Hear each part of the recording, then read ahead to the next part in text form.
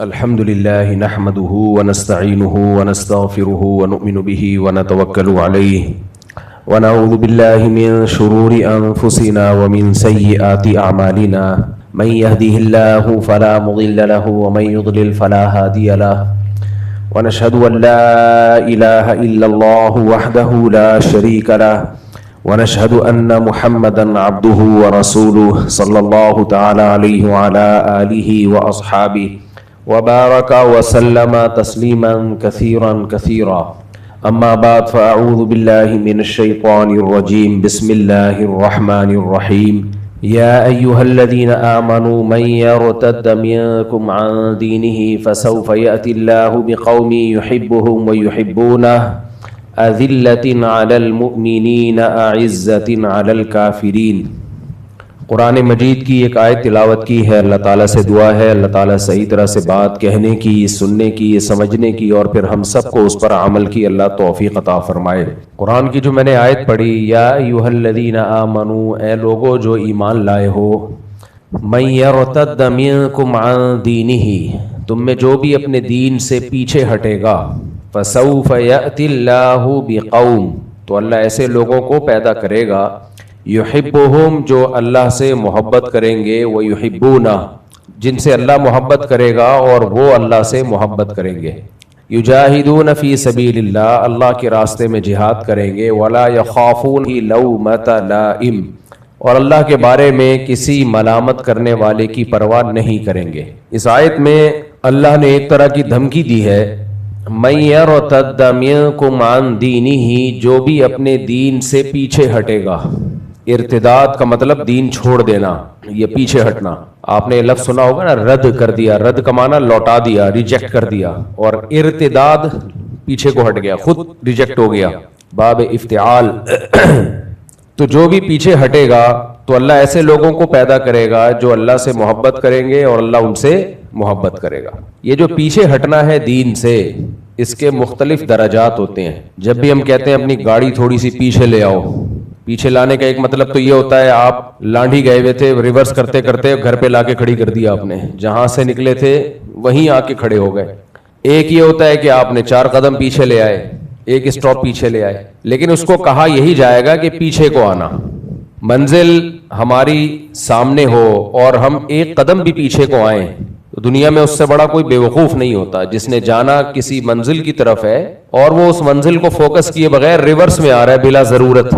Reverse وہاں gear مارا جاتا ہے، ریورس گیئر، جہاں انسان غلط ٹریک پہ چل پڑتا ہے۔ سیدھے ٹریک پہ آپ جا رہے تھے، چلتے چلتے چلتے راستہ بھول گئے تو پھر آپ تھوڑا ریورس آتے ہیں، لیکن سیدھے ٹریک پہ اگر جا رہے ہیں، موٹر وے پہ آپ کی لوکیشن آپ نے پشاور کی یا لاہور کی ڈالی ہوئی ہے اور آپ لکھا ہوا ہے کہ جی لاہور یا پشاور 80 کلومیٹر 100 کلومیٹر، اور آپ پیچھے آنا شروع ہو جائیں تو لوگ کہیں گے بھائی تم تو منزل ہی سے غافل ہو گئے ہو۔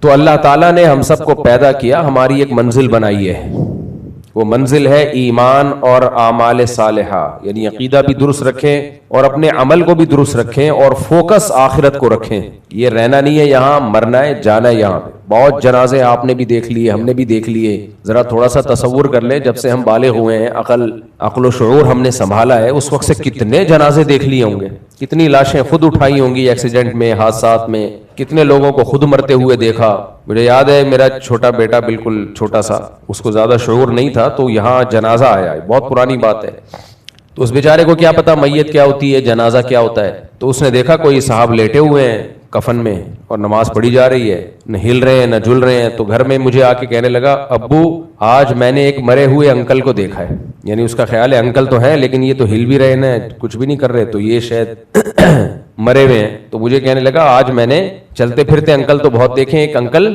مرے ہوئے دیکھے ہیں۔ تو اس کی بات پہ تعجب اس لیے ہوا کہ جو مر جاتا ہے اس کو انکل نہیں کہا جاتا، جو مر گیا اس کو یہ نہیں کہا جائے گا مرے ہوئے انکل، مری ہوئی انٹی، مرے ہوئے چاچو، مرے ہوئے خالو، کسی کے خالو یہ سن کے نہ مر جائیں، مرے ہوئے ماموں، مرے ہوئے پھپھا، مرے ہوئے ابو، تو مرے ہوئے کو یہ نہیں کہا جاتا، اس کے سارے القاب اس سے چھین لیے جاتے ہیں۔ وہ تو میت ہے، میت کب آئے گی، میت کا جنازہ۔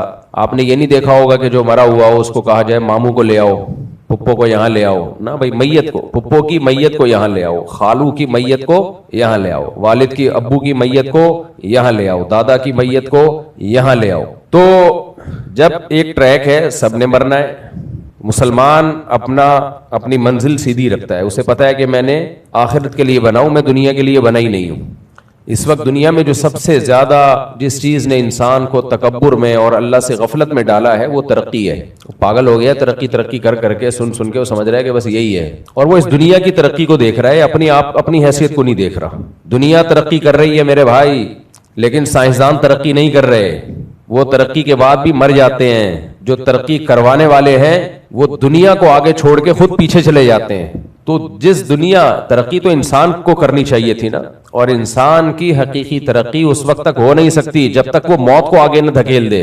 میں سمجھا پا رہا ہوں اپنی بات؟ دیکھو دو ترقیاں، ایک ہے اس دنیا کی ترقی، ایک ہے انسان کی ترقی۔ انسان تو ویسا ہی ہے، پہلے عمریں زیادہ لمبی ہوتی تھیں، اب عمریں کم ہو گئی۔ تو دنیا کو آپ ترقی دے رہے ہیں۔ اس کی اور آسان مثال دیتا ہوں میں آپ نے اپنے لیے گھر بنایا، گاڑی بنائی، لوگ کہیں گے آپ ترقی کر رہے ہیں۔ آپ کا پہلا گھر تھا بوسیدہ گھر تھا، اس کو تھوڑا آپ نے کشادہ کر لیا، کچن کو توڑ کے آپ نے ریپیئر کر کے اچھا کچن بنا لیا، واش روم بھی خراب سا واش روم تھا، اس میں بڑے لگژری آپ نے نل کے شل کے لگا دیے۔ تو آپ مجھے بتاؤ آپ ترقی کر رہے ہو یا آپ کا گھر ترقی کر رہا ہے؟ بولو نا، گھر ترقی کر رہا ہے۔ ٹینک اچھا بنوا لیا آپ نے، گھر میں ایئر کنڈیشن لگوا دیا، سولر پلیٹیں لگا کے بیڑا غرق کر دیا اپنے پیسوں کا آپ نے، کیونکہ گورنمنٹ نے اسکیم کیا کر دی؟ چینج کر دی، کیونکہ حکومت بھی کھیلتی ہے لوگوں کے ساتھ۔ پہلے پلیٹیں بکوائیں لوگوں کو لالچ دے کے، پھر یونٹی اتنے گرا دیے ہیں کہ کس قدر ضلالت ہے، آپ اندازہ لگاؤ۔ تبھی لوگوں کا اعتماد ہٹتا ہے ان لوگوں پہ، کس قدر لوگوں کے ساتھ کھیلتے ہیں یہ لوگ۔ بد دعائیں جو پڑتی ہیں تو بلا وجہ نہیں پڑتی ہیں۔ دنیا میں کہیں ایسا نہیں ہوتا کہ آپ لوگوں کو ایک لالچ دو، یہ تو معاہدے کی خلاف ورزی ہے۔ آپ لوگوں کو ایک لالچ دو اور لوگ دھڑا دھڑ سولر پلیٹیں خرید لیں، اور اس کے بعد آپ کہو کہ یونٹ ہم نے کم کر دی ہیں، جبکہ آپ کو پتا ہے لوگ لاکھوں روپے لگا چکے ہیں۔ کوئی بات نہیں، مجھے پتا ہے غم کیوں نہیں ہوتا، آخرت ہے نا۔ خدا کی قسم آخرت کا تصور سارے غموں کو زیرو کر دیتا ہے، سارے غموں کو زیرو کر دیتا ہے۔ آخرت نہ ہوتی تو میں مر چکا ہوتا ویسے ہی۔ کیوں مر چکا ہوتا ہے آپ سب کو پتا ہے۔ آخرت کا تصور نہ ہوتا ہم سب ڈپریشن سے پاگل ہو چکے ہوتے۔ دیکھو آخرت کا تصور نہیں ہے جاپانیوں میں، سب کچھ ہو کے بھی خودکشیاں کرتے ہیں، سارے نہیں کرتے، بہت سے لوگ کرتے ہیں۔ تو ہمارے ہاں آخرت کا تصور ہے، اور صرف تصور نہیں ہے، ہمیں اتنا یقین ہے کہ موت کے بعد زندگی ہے۔ اللہ نے اس مسئلے کو بہت کلیئر کر دیا ہمارے سامنے، اتنا کلیئر کر دیا ہے کہ اب بہت ساری چیزوں کو انسان، وہ غم ہے بھی نہیں اصل میں، وہ تو نعمتیں میں ڈوبے ہوئے ہم لوگ، لیکن جب آخرت نہیں ہوتی نا سامنے تو کوئی نعمت تھوڑی سی کم ہو جائے اس پہ بھی پاگل ہو جاتا ہے انسان۔ غم برنا ہم لوگوں کی زندگی میں کہاں ہے بھائی؟ کھا رہے ہیں پی رہے ہیں۔ ہمارے غم یہ ہوتے ہیں کہ دوسرے کو دیکھ دیکھ کے جلنا۔ آج کل جو مارکیٹ میں غم چل رہا ہے وہ کیا چل رہا ہے؟ صبح اس کو پراٹھے مل رہے ہیں کم وقت کو، دوپہر کھانا بھی مل رہا ہے، رات کھانا بھی مل رہا ہے، شام کی چائے بھی مل رہی ہے، رات کو سونے کے لیے جگہ بھی ہے، پھر بھی ٹینشن میں ہے۔ کیوں؟ دوسروں کو دیکھ رہا ہے، ابے اس نے تو یہ بھی لے لیا، وہ تو وہ بھی کر لیا، وہ تو آن لائن بزنس بھی شروع کر دیا، وہ تو جس کام میں ہاتھ ڈالے چمتکار ہو جاتی ہے۔ تو کوئی بات نہیں یار، مر جاؤ گے ختم، جو آگے نکل گیا وہ مر کے کہاں جائے گا؟ یار آپ لوگ بول لیا کرو میرے بھائی، جو آپ سے آگے نکل گیا تو کہاں جائے گا؟ آ رہا ہے قبرستان میں ملاقات ہونے والی ہے، کوئی ٹینشن کی بات نہیں ہے۔ لوگ موت کو غم سمجھتے ہیں، حالانکہ موت غم بھلانے کا سب سے بڑا ذریعہ ہے۔ لوگ سمجھتے ہیں موت سب سے بڑی ٹینشن ہے۔ بھائی صاحب موت نہ ہوتی تو ہم ٹینشن سے مر جاتے، مرتے نہیں کیونکہ موت نہ ہوتی، لیکن پاگل ہو جاتے۔ تو یہ تو اللہ کا بڑا فضل ہو گیا، اللہ نے ہمیں بتا دیا تم مر کے مٹی نہیں ہو جاتے۔ حضرت علی رضی اللہ تعالی عنہ سے کسی نے پوچھا، دیکھو بعض صحابہ ایسے تھے جن پہ خوف کا بڑا غلبہ تھا۔ حضرت ابو بکر، حضرت عمر یہ کہا کرتے تھے کاش ہم پیدا ہی نہ ہوتے۔ جو اہل اللہ ہے نا ان پر اللہ کے، کسی پہ اللہ کے خوف کا غلبہ ہوتا ہے، کسی پہ اللہ کی محبت کا غلبہ ہو جاتا ہے۔ تو حضرت ابو بکر سے یہ منقول ہے، وہ کہتے کاش میں گھاس کا تنکا ہوتا، کاش یعنی اللہ کے سامنے کھڑے نہ ہونا پڑتا۔ لیکن حضرت علی رضی اللہ تعالیٰ عنہ سے منقول ہے، وہ فرماتے اگر ہم پیدا نہ ہوتے تو ہم اللہ کو کیسے پہچانتے؟ تو ان پہ اللہ کی معرفت کا غلبہ تھا۔ ہم اگر نہ ہوتے یعنی اللہ کی پہچان، اللہ سے تعلق، یہ اتنی بڑی لذت ہے کہ اچھا ہوا ہم پیدا ہو گئے۔ دیکھو یہ پوری کائنات جو بنی ہے نا، یہ وہ میں گھر والی مثال سے ہٹ نہ جاؤں، مجھے یاد دلانا، گھر کا میں نے واش روم ٹھیک کروا دیا تھا اور کچن ٹھیک کروا دیا تھا، کیا کیا رہ گیا تھا؟ 2-3 چیزیں رہ گئی تھی، وہ بھی ٹھیک کرواتا ہوں انشاءاللہ۔ تو لیکن ٹھیک کروا کے آپ خوش نہ ہو پھر آپ کو ماروں گا، آپ سمجھ رہے ہیں سب کچھ ٹھیک ہو جائے گا بھائی. ابھی پھر اس کے بعد جس نے بنایا ہے اس کو ماروں گا میں. وہ مثال میں انشاءاللہ کمپلیٹ کروں گا. تو کیا مثال چل رہی تھی ابھی جو؟ ہاں حضرت علی رضی اللہ تعالیٰ عنہ کی مثال دے رہا تھا میں. حضرت علی رضی اللہ تعالیٰ عنہ فرماتے تھے, ان سے منقول ہے کہ ہم پیدا نہ ہوتے تو اللہ کی معرفت پہچان کیسے ہوتی. یہ بڑی زبردست بات کی ہے. آج دیکھو سائنسدان جب یہ تحقیق کرتے ہیں نا, ایک ویڈیو میں دیکھ رہا تھا کائنات کی وہ سطحوں کے بارے میں, مجھے یہ ویڈیوز بڑی اچھی لگتی ہیں. تو کتنی بڑی کائنات ہے اور کیسی کہکشائیں ہیں. تو ایک سائنٹسٹ نے کہا کہ اگر انسان نہ ہوتا تو یہ سب تو راز چھپے رہتے. کون کہتا کہ اسے کیوں بنایا گیا ہے, کس مقصد کے لیے بنایا گیا. اتنی بڑی کائنات جس کے رازوں سے پردے اٹھ رہے ہیں, تو کوئی تو ہو جو سبحان اللہ کہنے والا ہو. یہ اس کی بات کو میں اپنے الفاظ میں بیان کر رہا ہوں. اس نے سبحان اللہ الحمدللہ نہیں کہا, وہ تو صلو علی الحبیب والے بھی نہیں تھے.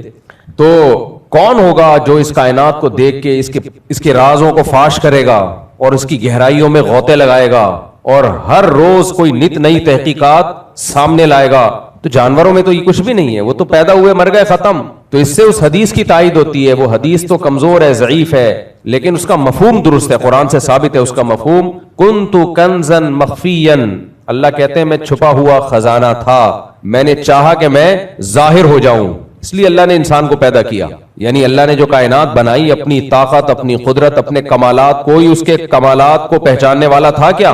فرشتے تو اللہ کو دیکھ رہے ہیں, ان کو اس مادی حقیقت کو تھوڑی پتہ ہے کیا کیا کمالات ہیں. وہی وَعَلَّمَ آدَمَ الْأَسْمَاءَ كُلَّهَا, اللہ نے اس زمین کی جتنی بھی مادی اشیاء ہیں ان کے حقائق آدم علیہ السلام کے سامنے کھولے ہیں, فرشتوں کے سامنے نہیں کھولے. ان کو پتہ ہی نہیں ہے, ان میں یہ صلاحیت ہی نہیں ہے. تو انسان ہے جو یہاں چیزوں کو دیکھ کے حیران ہوتا ہے, بھائی یہ کیسے, یہ کیسے, یہ کیسے, یہ کیسے. تو وہ پھر بنانے والے کی تعریف کرتا ہے. کوئی بھی دنیا میں مینوفیکچرر کمپنی ہو یا کوئی بنانے والا ہو, وہ اپنی بنی ہوئی پروڈکٹ سے پہچانا جاتا ہے. دیکھو جو نظر آ رہا ہو وہ دیکھ کے پہچانا جاتا ہے, جو نظر نہ آ رہا ہو وہ ان چیزوں سے پہچانا جاتا ہے جن چیزوں کو اس نے, میں جملہ جان کر ادھورا چھوڑتا ہوں تاکہ آپ اس کو کمپلیٹ کر لیں.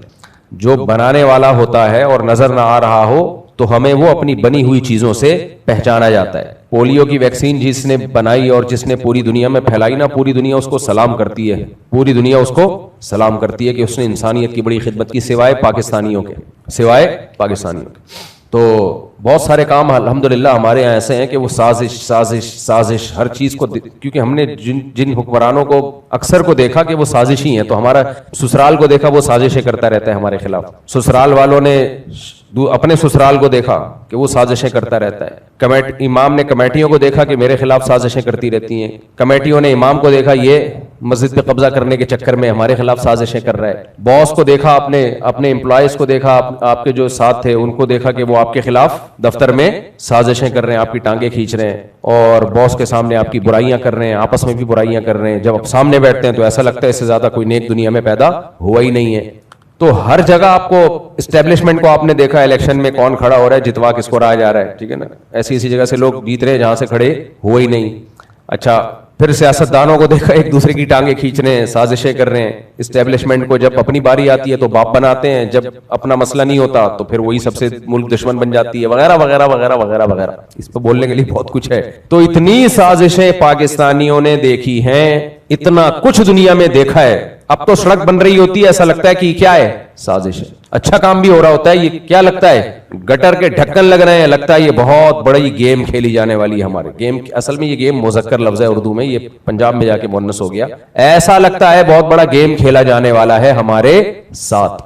گٹر کے ڈھکن لگ رہے ہیں, اس کا مطلب ٹینٹ کچھ ہونے والا ہے, ٹھیک ہے. یعنی کوئی تھوڑا سا ہمیں منہ میں مٹھائی دے کے خوش کیا جا رہا ہے بڑے زہر کے انجیکشن کے لیے. بعض دفعہ دیکھو قرآن میں آتا ہے نا, سنستدرجہم من حیث لا یعلمون. جتنی پچھلی قوموں پہ عذاب آیا ہے, وہ جب ان پہ شروع میں آزمائشیں آتی تھیں وہ پھر بھی نہیں سدھرتے تھے, تو پھر اللہ ان کو ترقی دیتا تھا کہ ٹھیک ہے پھر غافل ہو جاؤ, پھر ایک ہی دفعہ میں ماروں گا. تو حکومت کچھ اچھے کام کر رہی ہوتی ہے, ہمیں ایسا لگتا ہے اب اس بڑی چپت لگانے والے ہیں, اب ہمیں 2-4 ڈھکن وکن لگا کے اب کچھ بہت بڑا گیم کھیلا جانے والا ہے ہمارے ساتھ. تو پیٹرول سستا ہو جائے تو لگتا ہے کہ اب ڈبل مہنگا ہوگا. کیا خیال ہے بھائی؟ میں نہیں کہہ رہا ایسا ہوگا, مجھے نہیں پتا. ڈالر اگر اوپر نہیں جا رہا, لگتا ہے کہ اب کچھ اور ہونے والا ہے, کچھ اور اوپر جا رہا ہے جو بتا نہیں رہے. تو ہم نے منفی چیزیں اتنی دیکھی ہیں. کوئی آپ سے تمیز سے بات کر رہا ہو, لگتا ہے پیسے مانگنے والا ہے آپ سے. تھوڑی دیر میں آپ سے کیا مانگے گا, ورنہ کون تمیز سے بات کرتا ہے بھائی آج کل. تو ہر وقت منفی چیزیں اتنی زیادہ ہم دیکھ چکے ہیں کہ اب ہمیں ہر چیز میں سازش کی بولو بو آتی ہے. تو پھر وہ جو بڑی طاقتیں وہ تو ہیں ہی ہمارے خلاف سازشی, تو اب ان کے کچھ کام اچھے بھی ہوتے ہیں تو ہمیں کیا لگتے ہیں سازش. تو یہ ہمارا قصور نہیں, ہم جس ماحول میں پیدا ہوئے بڑے ہوئے تو وہ اسی ٹائپ کا ماحول ہے, تو اس لیے اب اس کو آہستہ آہستہ ہی ٹھیک ہوگا, یہ یعنی اور خراب ہوگا, یعنی استغفر اللہ, ٹھیک ہوگا. تو خیر ہم اپنے ٹاپک کی طرف آتے ہیں, کہاں کہیں اور چلے گئے. تو اس کائنات کو جو اللہ نے بنایا ہے, اللہ تو ہمیں نظر نہیں آتا, تو اس نے بنا کے دکھا دیا کہ میں کیسا ہوں. تو اگر انسان نہ ہوتا کون پہچانتا ان چیزوں کی ڈیپ میں, کون جاتا بھائی, کون ان رازوں سے پردے اٹھاتا, کیسے کمالات ہیں ایک ایک چیز میں. کچھ چیزوں تو قرآن نے بیان کی ہیں, کچھ چیزیں قرآن نے کہہ دیا مما لا یعلمون, بہت سی چیزیں ایسی ہیں جو تم ابھی نہیں جانتے, یعنی بعد میں جان لو گے, تم اس وقت نہیں جانتے تھے جب قرآن نازل ہو رہا تھا. تو اب اتنا کچھ اس اللہ نے بنا دیا, تو اس اللہ کو پہچاننا, سیدنا علی رضی اللہ عنہ فرماتے تھے ہم پیدا نہ ہوتے تو ہمیں کیسے پتا چلتا کہ اللہ کیسی ذات ہے وہ. تو میں وہ مثال دے رہا تھا گھر کی کہ انسان تو دنیا ترقی کر رہی ہے, انسان ترقی کر نہیں سکتا. دنیا ترقی کر رہی ہے, انسان میں ترقی کے خلاف نہیں ہوں, کہیں آپ مجھے سمجھیں کہ ترقی کا جو کانسیپٹ اسلام میں ہے وہ کئی بار میں بیان کر چکا ہوں. اس ترقی کو آخرت کا ذریعہ بنایا جائے, اگر وہ ترقی آخرت کا ذریعہ ہے تو ٹھیک ہے, نہیں ہے تو پھر وہ بیکار ہے. ایسی تو فرعون نے بڑی ترقی کی ہے بھائی, اور اس ترقی کو ان حدود میں رکھا جائے جو حدود اللہ اس کے رسول صلی اللہ علیہ وسلم نے بتائی ہیں, پھر وہ ترقی نعمت ہے. تو ترقی کی مثال دے رہا تھا, گھر کوئی شخص ٹھیک کر رہا ہے تو گھر ترقی کر رہا ہے کہ نہیں کر رہا, اچھے نلکے لگا دیے اس نے, باہر صفائی کروا دی اس نے, تو لیکن پتا چلا کہ جی اس کو تو کینسر ہے. جب گھر مکمل ہو گیا تو آپ کو کیا پتا چلا کہ جو گھر بنانے والا ہے اس کو بہت خطرناک کینسر, آخری اسٹیج پہ چل رہا ہے وہ کینسر. تو لوگ کیا کہیں گے, آپ کے گھر نے ترقی کی ہے یا آپ نے ترقی کی ہے؟ بولو نا, گھر نے ترقی کی ہے, آپ نے تھوڑی کی ہے. اس کا فائدہ اس کو ہوگا جب آپ کے مرنے کے بعد کوئی دوسرا آئے گا اس گھر میں, لیکن اس کو بھی فائدہ نہیں ہوگا, اس لیے کہ ہو سکتا ہے اس کو بھی کچھ وقت کے بعد جا کے پتا چلے کہ جی ٹی بی ہے اس کو, یا اس کو کینسر سے بھی ایڈز ہو گیا, اس کو کینسر سے بھی زیادہ خطرناک کوئی بیماری ہو گئی ہے وغیرہ وغیرہ. آپ کہہ سکتے ہیں ساری دنیا کو کینسر تھوڑی ہے. دیکھو یہ تو ہم کمپیئر کر رہے ہیں نا ایک دوسرے کے ساتھ کہ اس کو کینسر ہے اس کو نہیں ہے. بھائی کمپیئر کیوں کر رہے ہو؟ ہم دنیا میں ترقی اپنی ترقی کے لیے کرتے ہیں, لیکن ہماری ترقی کی راہ میں سب سے بڑی رکاوٹ موت ہے. کینسر نہیں ہوگا تو ایکسیڈنٹ سے مر جاؤ گے, ایکسیڈنٹ نہیں ہوگا شوگر سے مر جاؤ گے, شوگر نہیں ہوگا ہارٹ اٹیک سے مر جاؤ گے, ہارٹ اٹیک نہیں ہوگا کچھ اور بیماری ہوگی, بخار سے مر جاؤ گے. میں نے ایسے لوگ بھی دیکھے ہٹے کٹے میرے دوستوں میں, ایسے صحت مند, صرف ایک فیور آیا, بخار آیا ہے, نکل لیے. میرے پاس فون آیا, مفتی صاحب آپ کے فلاں دوست کا انتقال ہو گیا. کتنی عمر تھی ان کی؟ 30 سال, جوان. بھائی کیا ہوا یار؟ ابھی پچھلے ہفتے تو ملاقات ہوئی ہے, وہ جی بخار آیا تھا وہ بگڑ گیا, بس اسی میں انتقال ہو گیا. بھائی کیسے بگڑ گیا یار؟ اتنی زبردست اینٹی بایوٹک آج کل ایجاد ہو چکی ہیں, بخار کی 20 قسمیں ایجاد ہو چکی ہیں. نہیں بھائی ابھی تو ملے تھے, آپ نے کئی دفعہ سنا نہیں ہوگا یار پچھلے ہفتے تو میری ملاقات ہوئی تھی. تو یہ سارے مسائل سائنسدانوں کے ساتھ بھی ہیں, جو ترقی کروا رہے ہیں ان کے ساتھ بھی ہے, جو کمپنیاں ہیں ان کے مالکان کے ساتھ بھی ہیں. تو ترقی ترقی ترقی ترقی کا بھوت سوار ہو گیا ہماری کھوپڑی شریف پہ, اور لوگ جو بنانے والا ہے اس سے غافل ہو چکے ہیں. اس کی دی ہوئی نعمتوں کے ذریعے تو ترقی کر رہے ہیں. کوئی ایک چیز مجھے ایسی بتاؤ. ایک طالب علم نے سوال پوچھا تھا نا کسی پروفیسر سے کہ جب ساری ترقیاں ہم خود کر رہے ہیں, انسان اتنا آگے جا چکا ہے, تو ہم خدا کو کیوں مانے, کیوں اس کی عبادت کریں, کیوں اس کے احکامات کو فالو کریں؟ خدا نے معاذ اللہ کیا دیا ہے ہمیں؟ اللہ نے تو ایسی زمین اٹھا کے دے دی تھی. آپ ہزاروں سال پرانی زمین کو دیکھیں تو کچرا کنڈی لگے گی, میرا خیال ہے. کیا خیال ہے بھائی؟ کچھ بھی نہیں تھا. تو یہ تو سارا کام ہم نے کیا ہے. تو کتنی بڑی بھول ہوتی ہے انسان سے. آپ نے کیا کیا ہے بھائی؟ آپ نے کیا کیا اس میں؟ ہاتھ آپ کو اللہ نے دیے, یہ تو آپ نے نہیں بنائے. آنکھیں آپ کو اللہ نے دی دیکھنے کے لیے, یہ تو آپ نے نہیں بنائے. سوچنے کے لیے دماغ کس نے دیا؟ بولو. دیا سوچنے کے لیے تھا, لیکن سوچنا آج کل اس سے جا نہیں رہا. تو سارے کام اللہ نے دیے, اور پھر اس ترقی کے لیے جتنے انسٹرومنٹ دنیا میں ہمیں چاہیے تھے وہ بھی سب اللہ کے پیدا کردہ ہیں. تو پھر تکبر کیسا بھائی؟ ساری چیزیں بھیک میں ملی ہوئی ہیں, اور اپنی اوقات یہ ہے کہ 2 وقت کی روٹی نہ ملے ترقی گئی تیل لینے, 2 وقت کی روٹی نہ ملے سب برباد. بارشیں بند ہو جائے, ساری دنیا کی ترقی ورلڈ ٹریڈ سینٹر کی طرح دھڑام سے زمین بوس ہو جائے, خالی ایک بارش رک جائے. وہ کیمیکل سے میزائل چھوڑ کے کچھ وقت تک برساتے رہیں گے, اس کے بعد بیڑا غرق. یہ جو آج کل بارشیں ہو رہی ہیں مارچ میں نے تو زندگی میں نہیں کبھی دیکھی بھائی. مارچ میں اتنی بارشیں ہیں, اپریل میں آپ نے کبھی دیکھی ہیں؟ مجھے نہیں یاد پڑتا اپریل میں کبھی ہم نے بارشیں دیکھی. چلو ایک آدھ چھینٹا میٹا ہو گیا, بادل گزر رہا تھا 2-4 چھینٹے مارتا ہوا چلا گیا. یہ تو پراپر بارشیں ہو رہی ہیں. اس سے پتا چلتا ہے بھائی دنیا کا جو کلائمیٹ ہے وہ کیا ہو رہا ہے. اور ماہرین کی رپورٹ یہ ہے کہ دنیا کا جو ماحول چینج ہو رہا ہے نا اس سے سب سے زیادہ متاثر پاکستان ہے. یہ ہم بھگتیں گے. یہ انہی ترقی یافتہ لوگوں کے کمالات ہیں, سمجھ رہے ہو. اپنے لیے تو انہوں نے بڑے الگ الگ اصول بنائے ہوئے ہیں, ہمارا بیڑا غرق کیا ہوا ہے. بارش تو اللہ کی نعمت ہے, لیکن پتہ نہیں جون جولائی میں اب کیا ہوگا, جو جولائی اگست میں کیا ہوگا. تو اور ہمارے لیے تو rain is the blessing of God but it is a source of trouble for the people of Karachi. یہی تو میٹرک میں رٹا لگا کے یاد کیا تھا ہم نے. دیکھو میٹرک میں مضمون جو ہمیں سبجیکٹ یاد کروائے جاتے تھے وہ بھی کیسے, وہ بھی ٹینشن والے سارے. پہلا جملہ بس اچھا ہے, رین is the blessing of God. آگے بٹ کے بعد آگے ساری قرآن میں جہاں بارش کا تذکرہ ہے بٹ کا تذکرہ نہیں ہے, آگے بٹ ہے بھائی. قرآن ہمیشہ بارش کے بارے میں کہتا ہے اللہ کی رحمت, اللہ کی نعمت, میں اس کے ذریعے مردہ زمین کو زندہ کرتا ہوں, چشمے جاری کرتا ہوں. لیکن کراچی میں جب بچے کو میٹرک میں مضمون یاد کروایا جا رہا ہے تو پہلا جملہ تو قرآن سے لے لیا, rain is the blessing of God, but کے بعد سورس آف ٹربل کی ساری اقسام بیان کر دی. ٹریفک جام ہو جاتا ہے, گٹر سے یہاں سے لوگ گرتے ہیں, دوسرے سے نکلتے ہیں, بیماریاں پھوٹتی ہیں. وہ پورا مضمون ابھی مجھے یاد نہیں ہے. تو تبھی تو ہمارا دماغ کیا ہو چکا ہے, منفی. جو چیز جو سب سے بڑی اللہ کی نعمت ہے اس میں بھی ہم گھبرانا. سب سے پہلے تو لائٹ جاتی ہے, 2-4 چھینٹے پڑتے ہیں لائٹ گئی. یعنی کیئر ہے بھائی, پبلک کی کیئر کا خیال ہے کہ کرنٹ لگنے سے کوئی مر نہ جائے. تو آنے کے بعد بھی تو کرنٹ لگ سکتا ہے بھائی, اور لگتے ہیں لوگوں کو, کھمبے سے چپکے ہوئے ہوتے ہیں. اللہ بچائے سب کو, زندگی دے. خیر پھر ہم اپنے دکھڑوں کی طرف چلے جاتے ہیں, بار بار ٹاپک چینج ہوتا ہے. تو میں یہ عرض کر رہا تھا کہ آپ نے گھر بنا لیا, آپ کا گھر ترقی کر گیا, بہت کچھ ہوا, آپ نے کپڑے اچھے بنا لیے, ویسٹ کوٹ اچھی پہن لی آپ نے, اور سوٹ ٹائی بنوا لیا آپ نے, شوز بھی اچھے خرید لیے. تو یہ کمپنیاں ترقی کر رہی ہیں. ویسٹ کوٹ کی کمپنی نے بھی ترقی کر لی ہوگی, جوتوں کی کمپنی نے بھی ترقی کر لی ہوگی. آپ تو میرے بھائی ترقی جب ہوگی جب آپ موت کو دھکیل دو. آپ تو روز بروز پھانسی کے پھندے کے قریب جا رہے ہو. جب میں یہ مثال دیتا ہوں نا پھانسی کے پھندا, تو لوگ ڈر جاتے ہیں, ابے پھانسی, ہمیں تھوڑی پھانسی ہونے والی ہے. تو بھائی جس کو پھانسی ہونے والی ہوتی ہے تو پھانسی کے بعد اس کو کیا ہوتا ہے, وہی ہوتا ہے جس کو نہیں ہونے والی ہوتی. کیا خیال ہے؟ ابے بھائی جس کو پھانسی سنا دی گئی ہو, 10 سال قید با مشقت یا 10 سال قید بلا مشقت اور کے بعد پھانسی, تو اس پھانسی والے کو پھندے میں لٹکا کے مار دیا جاتا ہے نا. تو مجھے اور آپ کو پھندے میں لٹکائے بغیر مار دیا جائے گا. فرق یہ ہے کہ جو موت کا جو طریقہ ہوگا وہ کیا اختیار کیا جائے گا. کسی کو ٹرک کے نیچے لا کے مارا جائے گا, ڈمپر کے نیچے کچھ اسٹیکر بنایا جائے گا اس کا, کسی کو جو ہے کینسر سے مارا جائے گا, کسی کو شوگر سے مارا جائے گا, کسی کو گردوں خراب کر کے مارا جائے گا, کوئی سسرال کے ہاتھوں پٹے گا, کوئی دوسری کرے گا, اور ڈپریشن سے مارا جائے گا, صرف ڈپریشن سے. تو مرے گا بھائی.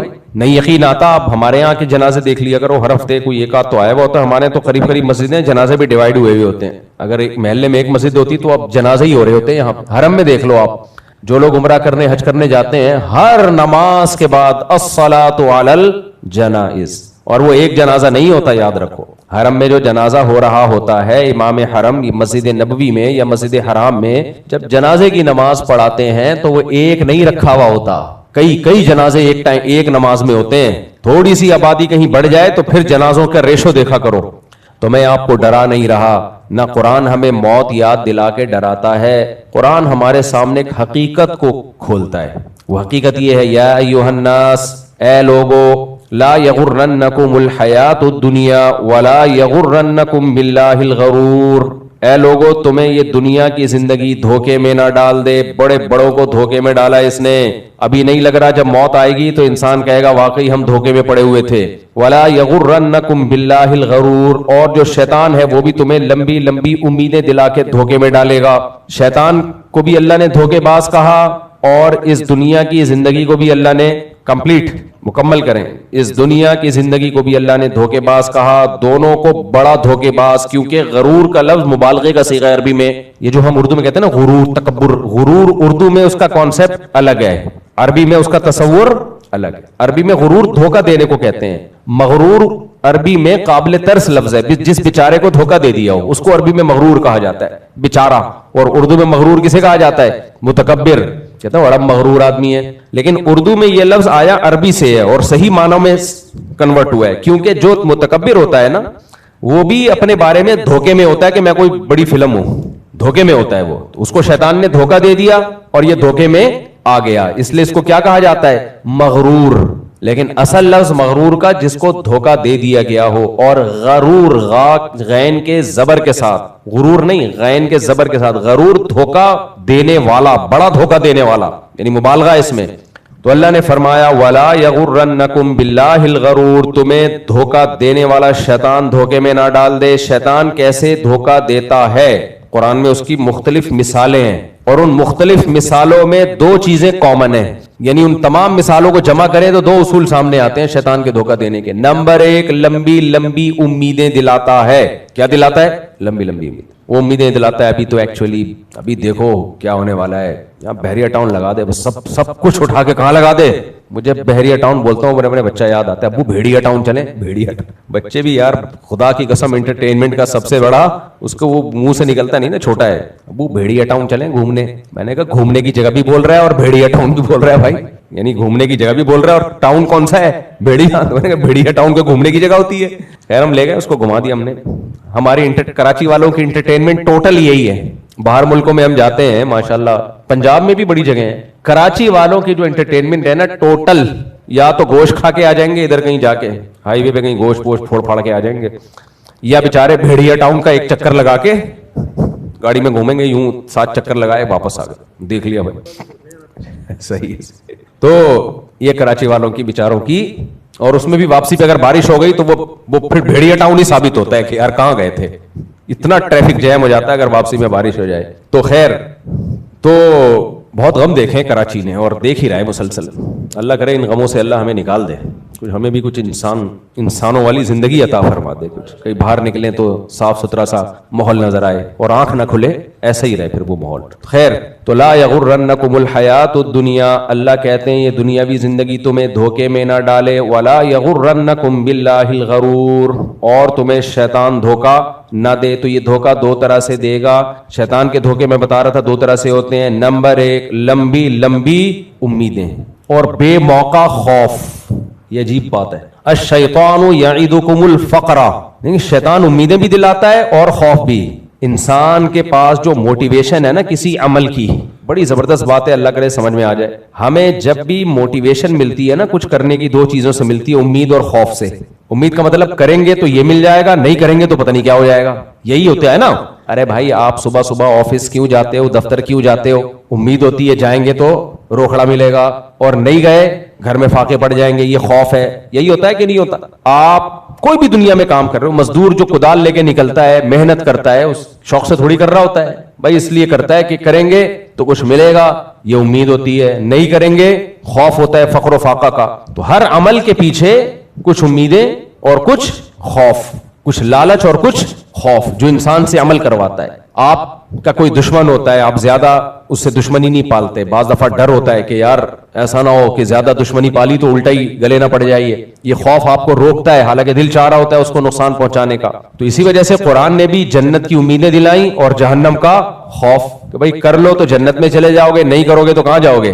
الایمان بین الخوف والرجاء, ایمان امید اور خوف کے بیچ میں. شیطان بھی یہی گیم کھیلتا ہے بالکل. لیکن شیطان کیا کرتا ہے, جس چیز کی امید دلانی چاہیے اس کی دلاتا نہیں ہے, جس چیز کا خوف نہیں دلانا چاہیے اس کا خوف دلاتا ہے. وہ بالکل الٹ چلتا ہے. جس کا خوف نہیں ہونا چاہیے, بے موقع خوف, بے موقع خوف. آپ کروڑوں روپے کماتے ہو, آپ کو آپ کی بیگم بولتی ہے بھائی گھر میں کچھ راشن واشن لے کر آؤ, آپ کو خوف کہ اگر میں نے گھر میں راشن ڈلوا دیا تو یہ میرے 1,00,000 روپے کم ہو جائیں گے, بچے کو میں نے اسکول میں اچھے پڑھا دیا تو میرے پیسے کم ہو جائیں گے. یہ بے موقع خوف ہے یا نہیں ہے؟ لوگ بولیں گے کم بخت, تو نہیں کھلا رہا تو یہ تو بیگم بھی تیری بھاگے گی, بچے بھی باغی ہو جائیں گے, کرے گا کیا تو ان پیسوں کا.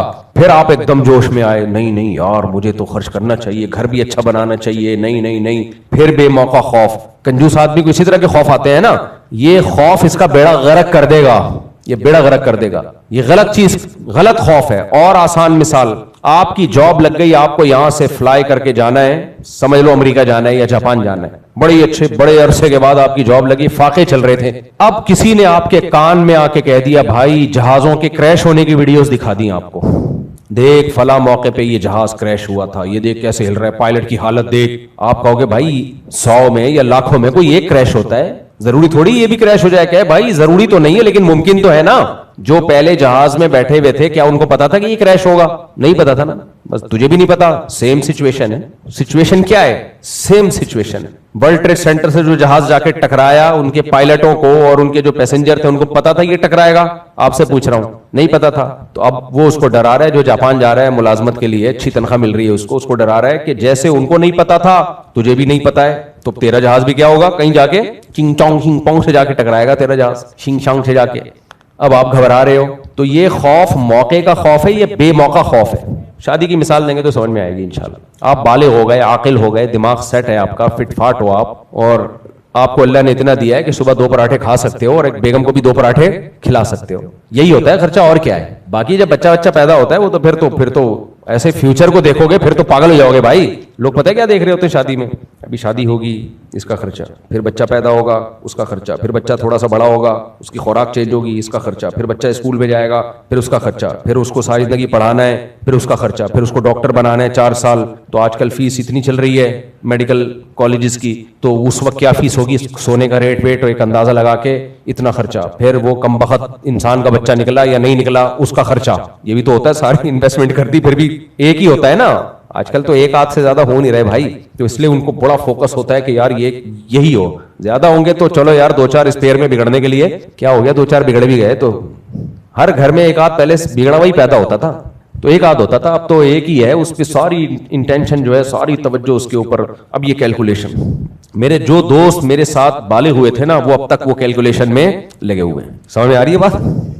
کیلکولیٹر لے کے بیٹھے ہوئے, کمارے اسی طرح. میں کہتا ہوں اب تکلف کی ضرورت نہیں ہے, چھوڑ دو, کیلکولیشن کرتے رہو. سونا جب نیچے جائے گا تو کر لینا خیر, اور سونا نیچے جانے سے بالکل بھی خوش نہ ہوا کرو. میں نے آپ کو پہلے بتا دیا ہے کہ یہ نیچے اس لیے جاتا ہے تاکہ ڈبل اوپر جائے. پیٹرول نیچے جانے سے بالکل بھی خوش بولو نہ ہوا کرو. ڈیزل جو نیچے جاتا ہے اس لیے جاتا ہے تاکہ ڈبل اوپر جائے. تو پھر سوال پیدا ہوتا ہے خوش کس چیز سے ہوں؟ آپ بولو گے مفتی صاحب ہم آپ کے بیان سننے ٹینشن کے لیے نہیں آتے, ہم دینی باتیں سننے کے لیے آتے ہیں. تو آپ ہمیں ٹینشن کیوں دے رہے ہو؟ تو میں ٹینشن ختم کر رہا ہوں کہ جتنی چیزیں نیگیٹو ہیں ختم ہو جائیں گی ایک دن, کیونکہ ہم ختم ہو جائیں گے. سمجھ میں آ رہی ہے بات؟ ہم سے پہلے باپ دادے اسی ملک میں رہ کر گئے ہیں کہ نہیں؟ کراچی کی بات کر رہا ہوں, پورے ملک کی بات نہیں کر رہا. اسی کراچی میں رہ کر گئے ہیں نا, زندگیاں گزار لیں تو چلے گئے تو بس ختم. تو ہم بھی نکل لیں گے پتلی گلی سے, گٹر کے ڈھکن لگیں نہ لگیں, ہم نے تو بھائی آگے جانا ہے یار. تو یہ سوچ سوچ کے ہم زندہ ہیں, خوش ہیں الحمدللہ. خیر, تو میں کیا بات کر رہا تھا یار, آج میں ٹاپک میں دائیں میں بہت ہو رہا ہوں. تو وہ بے خوف جو ہے نا, بے خوف, کیلکولیشن کی بھی آپ نے, یعنی بے موقع خوف, بے خوف نہیں بے موقع خوف. تو یہ شیطان کی طرف سے ہوتا ہے کہ میں شادی کروں گا, پھر بچہ ہوگا, پھر فلانا, پھر ڈمکانا. ایک عجیب مصیبت میں ڈال دیا بھائی. جو عقل مند آدمی ہے وہ دیکھتا ہے یار ابھی کیا ہے میرے پاس, فی الحال بیگم کو کھلانے کے لیے ہے, بسم اللہ. دیکھو ہاں کہنے کراچی میں خوف یہ بھی ہے کہ یہ جمانا جائے گا تو پھر کوئی ڈاکو نہ مار کے چلا جائے. تو خوف ہی خوف. تو یہ بے موقع خوف ہے, بے موقع خوف. بھائی دیکھو, ہمیں بھوک لگتی ہے اور جیب میں روٹی کے پیسے ہوں تو ہم کیا کرتے ہیں, کھا لیتے ہیں. حالانکہ ممکن ہے قبض ہو جائے, اٹک جائے. تو آپ نے لکھا کہ اگر میں نے یہ روٹی کھائی تو اس بات کا بھی امکان ہے کہ قبض ہو جائے, اور اس بات کا بھی امکان ہے کہ موشن لگ جائیں. تو پہلے میرے پاس موشن کے علاج کا خرچہ یا قبض کا خرچہ ہے یا نہیں ہے؟ ابے پاگل کے بچے, کھا لے یار تو آرام سے بیٹھ کے.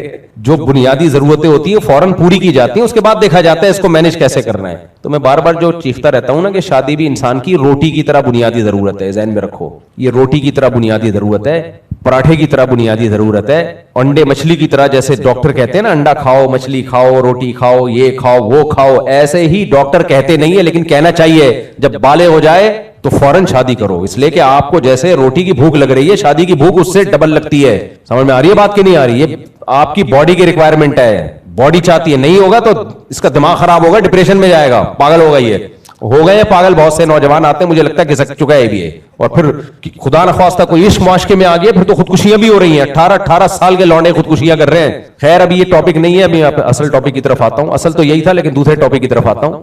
تو اصل تو یہی ہے نا, یہ اس لیے ہے کہ یہ سوسائٹی کی ضرورت ہے. دیکھو مجھے شادیاں کرنی ہوتی نا, اس لیے میں شادی بیان کر رہا ہوتا. تو آپ کہتے ہیں مفتی صاحب یار تم ہر وقت, اس کی مثال ہے جیسے کوئی ہر وقت صدقے کے فضائل کوئی امام بیان کر رہا ہو.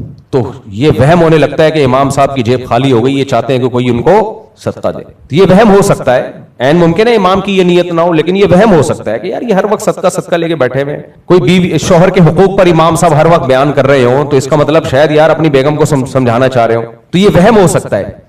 तो अगर मेरी एक होती, दो होती, बाकी दो ना होती, चार पूरी ना होती, मैं फिर शादी कर रहा होता, आप कहते यार लगता है मुफ्ती साहब अभी इनका दिमाग सेट हुआ नहीं है, इनको अभी पूरे रिश्ते मिले नहीं, तो ये इसलिए फजाइल सुन रहे हैं क्योंकि और भी आ जाए। तो भाई हमारा तो निसाब कंप्लीट हो गया ना, क्या ख्याल है, हमारा तो कोई लेना देना नहीं है। तो अब तो मेरे खिलास पे यकीन कर लो मेरे भाई कि मैं अपने लिए नहीं कर रहा, ये सब आपके लिए कर रहा हूं। अच्छा खैर, एक जुमला बीच में करके बस असल टॉपिक की तरफ आता हूं। एक बात याद रखो, मैं जो ये नजरिया चला रहा हूं, 2 शादियां 3 शादियां, इसमें लोग सीरियस नहीं हो रहे हैं, इसको मजाक समझ रहे हैं लोग। कैसे? जब करने पे आते हैं ना तो सीरियसली नहीं करते। कुछ लोग ने करना धरना है नहीं, बीवी को टॉर्चर करते रहते हो हर वक्त घर में शादी की बात करके, धमकियां देते रहते हैं, अगर तुम ठीक नहीं हुई मैं दूसरी शादी कर लूंगा। ये गलत है, ये बिल्कुल गलत।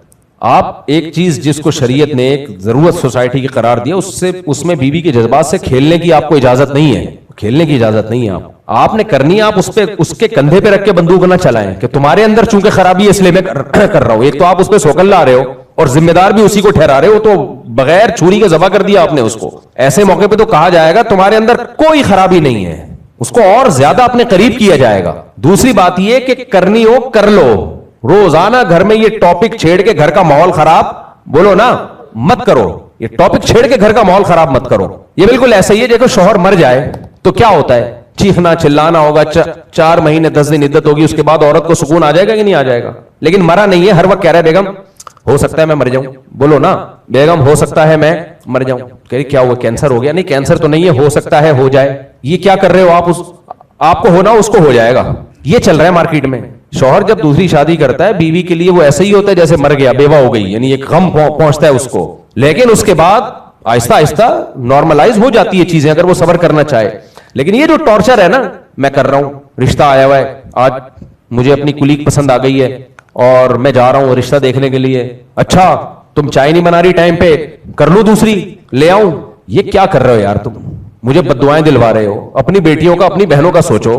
तुम्हारे दामाद तुम्हारे साथ ये सलूक करना चाहिए, हर वक्त आप तुम्हारी बेटी को एक टॉर्चर करना शुरू कर दें, तो ये इंसान के बच्चे बनो मेरे भाई।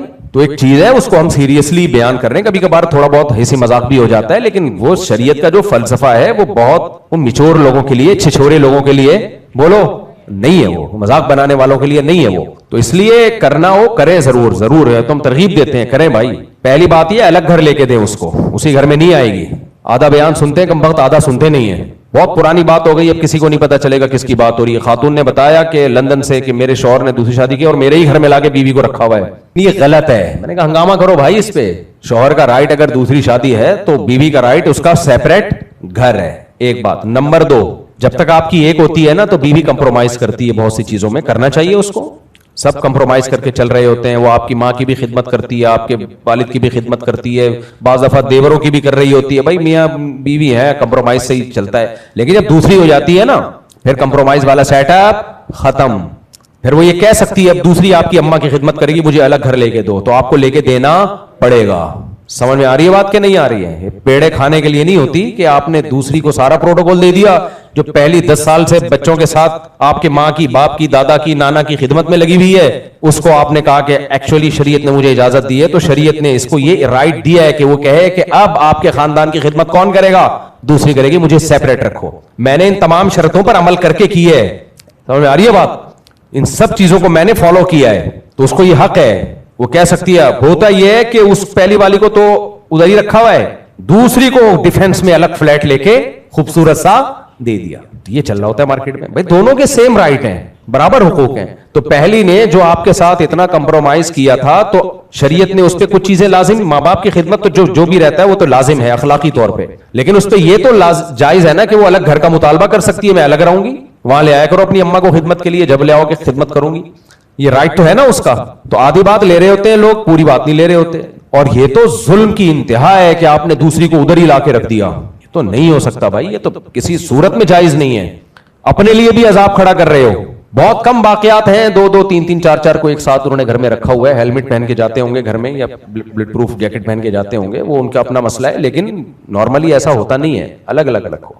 एक गड़बड़ ये भी कर रहे होते हैं بیوہ عورت سے شادی کر لی, اس کے بچوں کو لے کے پال لیا, سلام ہے بھائی آپ کو, ماشاءاللہ بہت اچھا کیا, جنت کمانے کا اس سے بڑا کوئی ذریعہ ہو نہیں سکتا. لیکن وہ بچے لا کے پہلی کی جھولی میں ڈال دیے, یتیم بچے ہیں پالو. کیوں بھائی, اس کی ذمہ داری نہیں ہے, آپ کی رسپانسبلٹی ہے, آپ پالو اس کو. بعض یہ بھی کر رہے ہوتے ہیں, پال تو نہیں رہے لیکن لاتے ہیں اس کو پہلی والی کے گھر میں. بھائی پہلی والی کے گھر میں آپ دوسری کے بچوں کو زبردستی بولو نہیں لا سکتے آپ. کیونکہ جب جس عورت کی باری ہوتی ہے نا, بیوی کی باری ہوتی ہے, وہ چاہتی ہے مجھے شوہر پوری توجہ کے ساتھ ملے. پھلتر کی طرح دو چار آپ چپکا کے لاؤ گے نا بچے, اس کو پتا ہے یہ ادھر توجہ رکھے گا نہیں. یاری میرا خیال ہے بات. ایک مثال دیتا ہوں پھر کھوپڑی شریف میں آئے گی. تم تو کمارے چھڑے چھاٹ ٹائپ کے لوگ ہو, چھوڑو تمہارے سامنے یہ ایک والوں کے سامنے یہ باتیں کرنا ہی ٹائم ویسٹنگ ہے. تمہیں کیا پتا دو کے بعد مسائل کیا ہوتے ہیں, ان سے کیسے نمٹا. جب بچے ہو تم آ جاتے ہو بھی ٹوپیاں پہن کے میرے سامنے, شریف جمعے کو نہا دھو کے آ جاتے ہو. دیکھنے سے اللہ کرے سب شریف ہی ہوں مجھ سے. ایک گڑبڑ یہ ہوتی ہے, میں آپ کو مثال سے سمجھاتا ہوں. حدیث میں آتا ہے سیدہ عائشہ رضی اللہ تعالی عنہا کی باری تھی. کس کی باری تھی؟ سیدہ عائشہ. حضرت زینب نے حلوہ بنا کے بھیج دیا. کس کی باری میں؟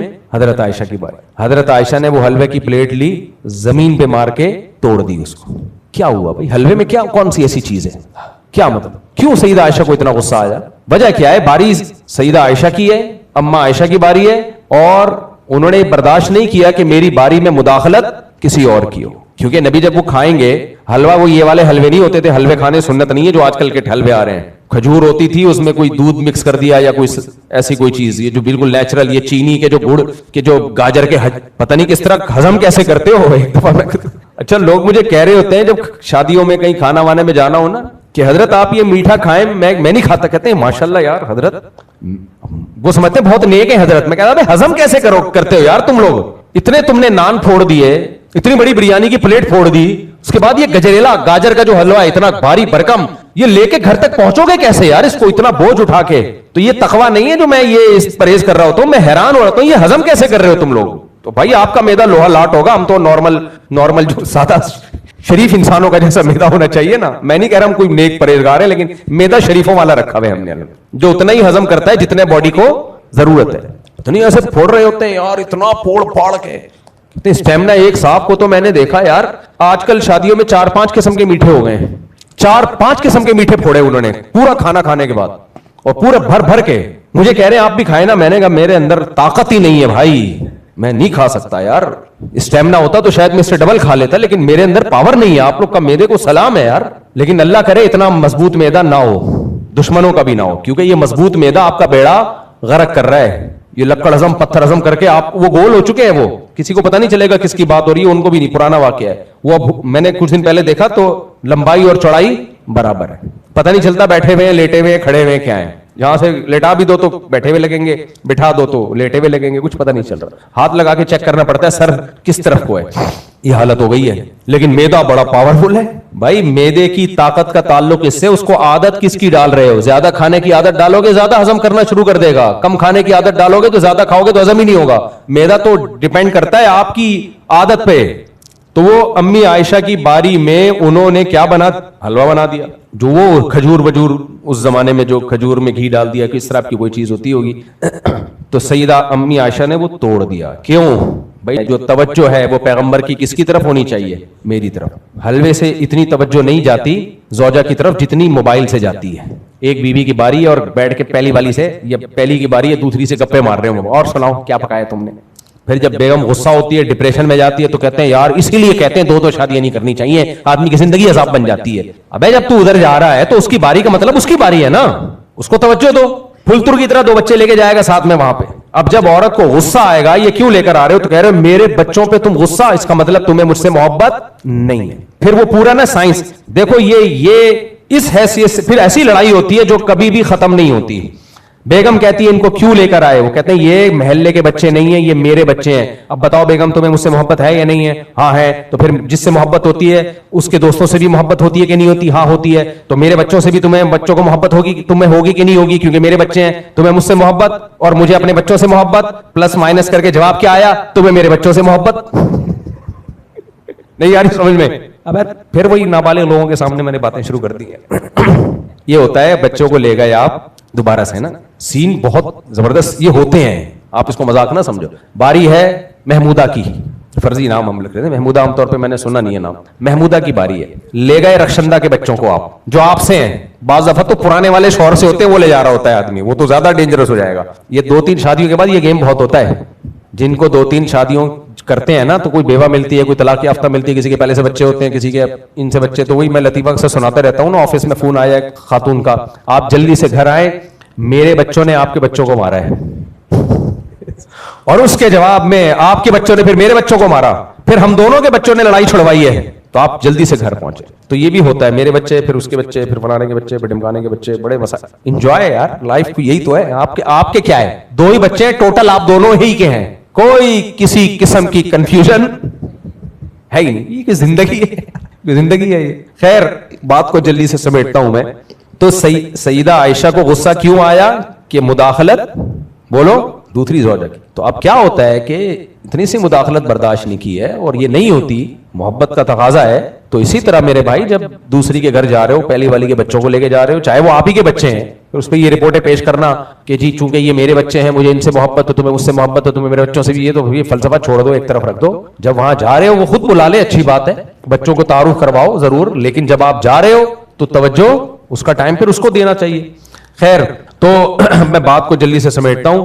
میں مثال یہ میں نے شروع کی تھی کہ انسان جتنی بھی ترقی کر لے میرے بھائی, یہ ترقی انسانوں کی نہیں ہوتی, یہ ترقی اس دنیا کی ہوتی ہے. سمجھتے ہو, میری اور آپ کی حقیقت میں ترقی اس وقت ہوگی جب ہم اپنی عمر کو بڑھا لیں. ایسی میڈیسن آ جائیں کہ انسان اب 2000 سال زندہ رہے گا.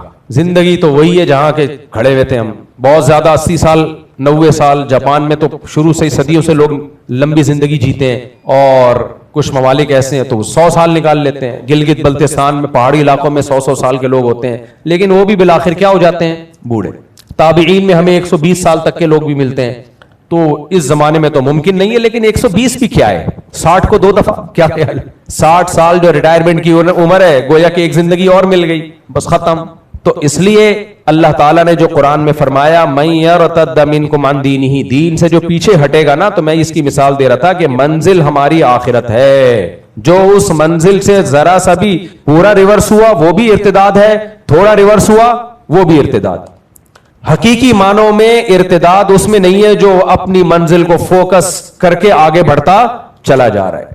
تو اللہ نے اس کے بارے میں فرمایا, جو بھی دین سے پیچھے ہٹے گا میں ایسی قوم کو پیدا کروں گا جو اللہ سے محبت اور اللہ ان سے محبت. اس میں اللہ نے بتا دیا کہ دین سے اگر پیچھے نہیں ہٹنا چاہتے تو اللہ کی محبت پیدا کر لو, کیونکہ جو پیچھے ہٹے ہیں نا ان میں ایک ہی چیز کی کمی تھی, اللہ سے محبت کی کمی تھی. تو اللہ ایسے لوگوں کو پیدا کرے گا جو اللہ سے محبت کریں گے. جب اللہ سے محبت کریں گے تو پیچھے ہٹیں گے. پھر انسان کو جس سے محبت ہوتی ہے اور کانفیڈنٹلی ہو, اس کو پتا ہو کہ محبت بھی ٹھیک ہے, بعض دفعہ حرام محبت ہوتی ہے, دل ملامت کرتا ہے کہ یہ ٹھیک نہیں ہے, لیکن جو محبت جس کا حکم ہو, عقل اور ضمیر مطمئن ہو اس محبت پہ, اس محبت میں انسان کی سپیڈ ہمیشہ محبوب کی طرف ہوتی ہے, اس سے پیچھے نہیں ہوتی. تو اس لیے صوفیاء کرام میں اس کو بہت زیادہ فوکس کیا جاتا ہے کہ اللہ کی محبت پیدا کی جائے. ہمارے دل خشک ہو چکے ہیں, جھاڑیاں بن چکے ہیں, اجڑ چکے ہیں. ہمارے حضرت مفتی رشید احمد صاحب ہمیں ذکر بتایا کرتے تھے, اس کو تصوف کی زبان میں اشغال کہا جاتا ہے. تو مختلف اشغال کرتے ہیں نا, بعض اذکار ایسے ہیں کہ ان کو مخصوص طریقے سے کیا جائے, ان کا اثر بہت زیادہ ہوتا ہے, اگرچہ وہ سنت سے ثابت نہیں ہے, لیکن وہ علاج کے طور پہ ان کو سنت سمجھنا بدعت ہے. تو اس میں حضرت فرمایا کرتے تھے, جب اللہ کا ذکر کرو تو 2 چیزوں کا تصور کرو. نمبر 1, کپڑا جو سفید کپڑا ہوتا ہے نا, اسے نیل دینے سے پہلے اس کے میل کچیل کو صاف کیا جاتا ہے. جب میل کچیل صاف ہو گیا پھر اس کو نیل دیں گے, کیسی اس میں خوبصورتی آتی ہے.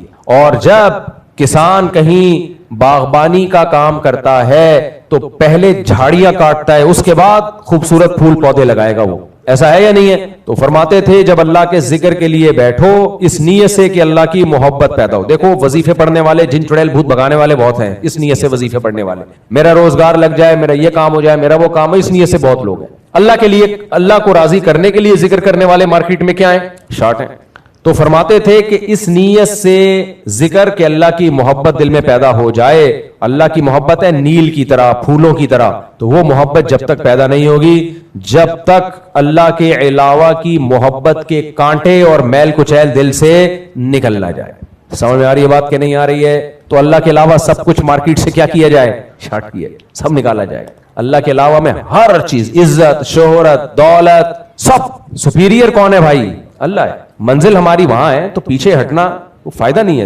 تو یہ جب تک پیدا نہیں ہوگی میرے بھائی، نہ دنیا میں سکون ملے گا نہ آخرت میں. اور ہم نے بڑوں سے سنا ہے کہ اللہ کے خوف سے بھی عمل ہوتا ہے. نماز پڑھتا ہے اللہ کے خوف سے، داڑھی رکھتا ہے اللہ کے خوف سے، نظر کی حفاظت کرتا ہے اللہ کے خوف سے.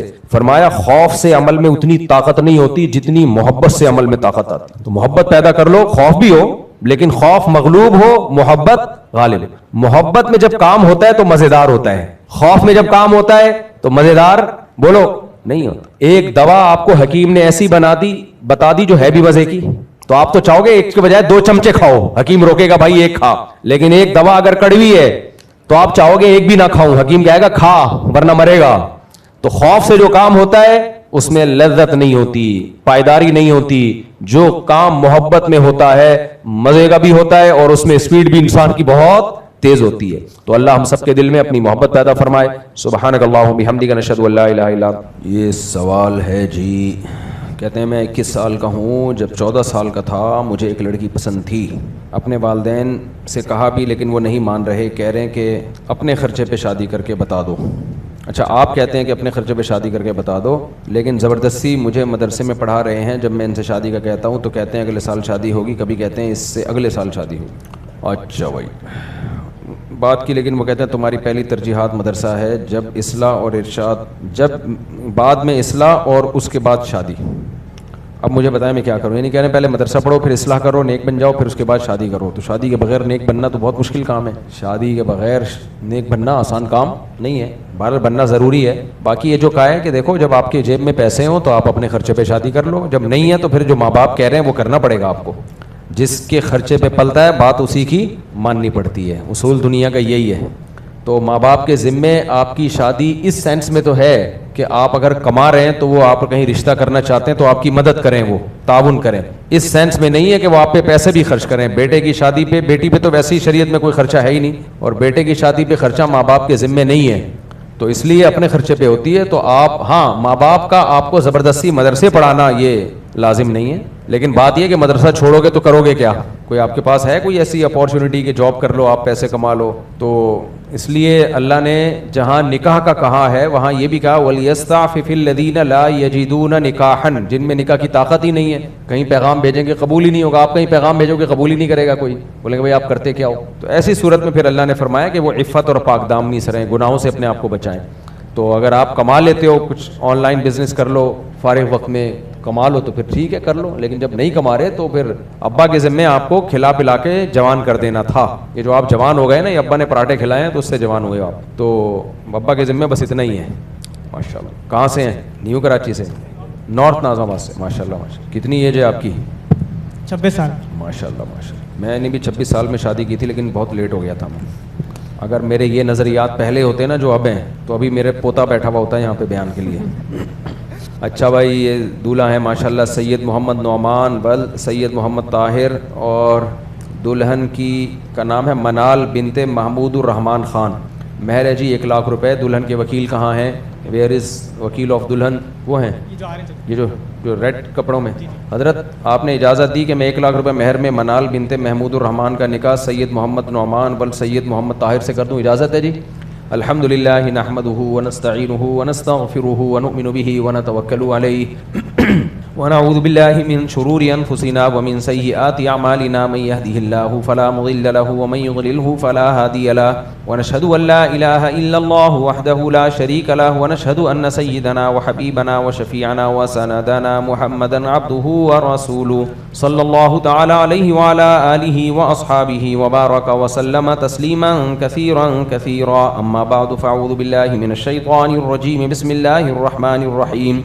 يا أيها الناس اتقوا ربكم الذي خلقكم من نفس واحدة وخلق منها زوجها وبث منهما رجالا كثيرا ونساء واتقوا الله الذي تساءلون به والأرحام إن الله كان عليكم رقيبا.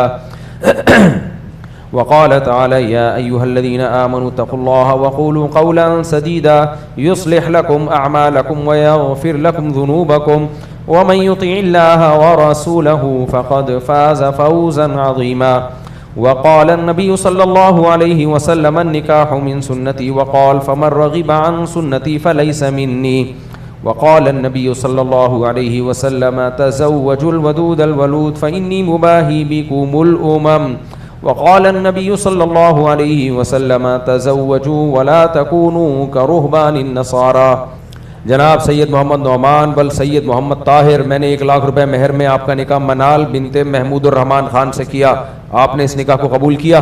جی میں نے قبول کیا. ماشاءاللہ. دعا کریں اللہ برکت دے. الحمدللہ رب العالمین والعاقبۃ للمتقین والصلاۃ والسلام علی رسولہ الکریم وعلی آلہ وصحبہ اجمعین. اللہ اس نکاح کو اپنے دربار میں قبول فرما، اس کی برکتیں زوجین کو تادم حیات نصیب فرما.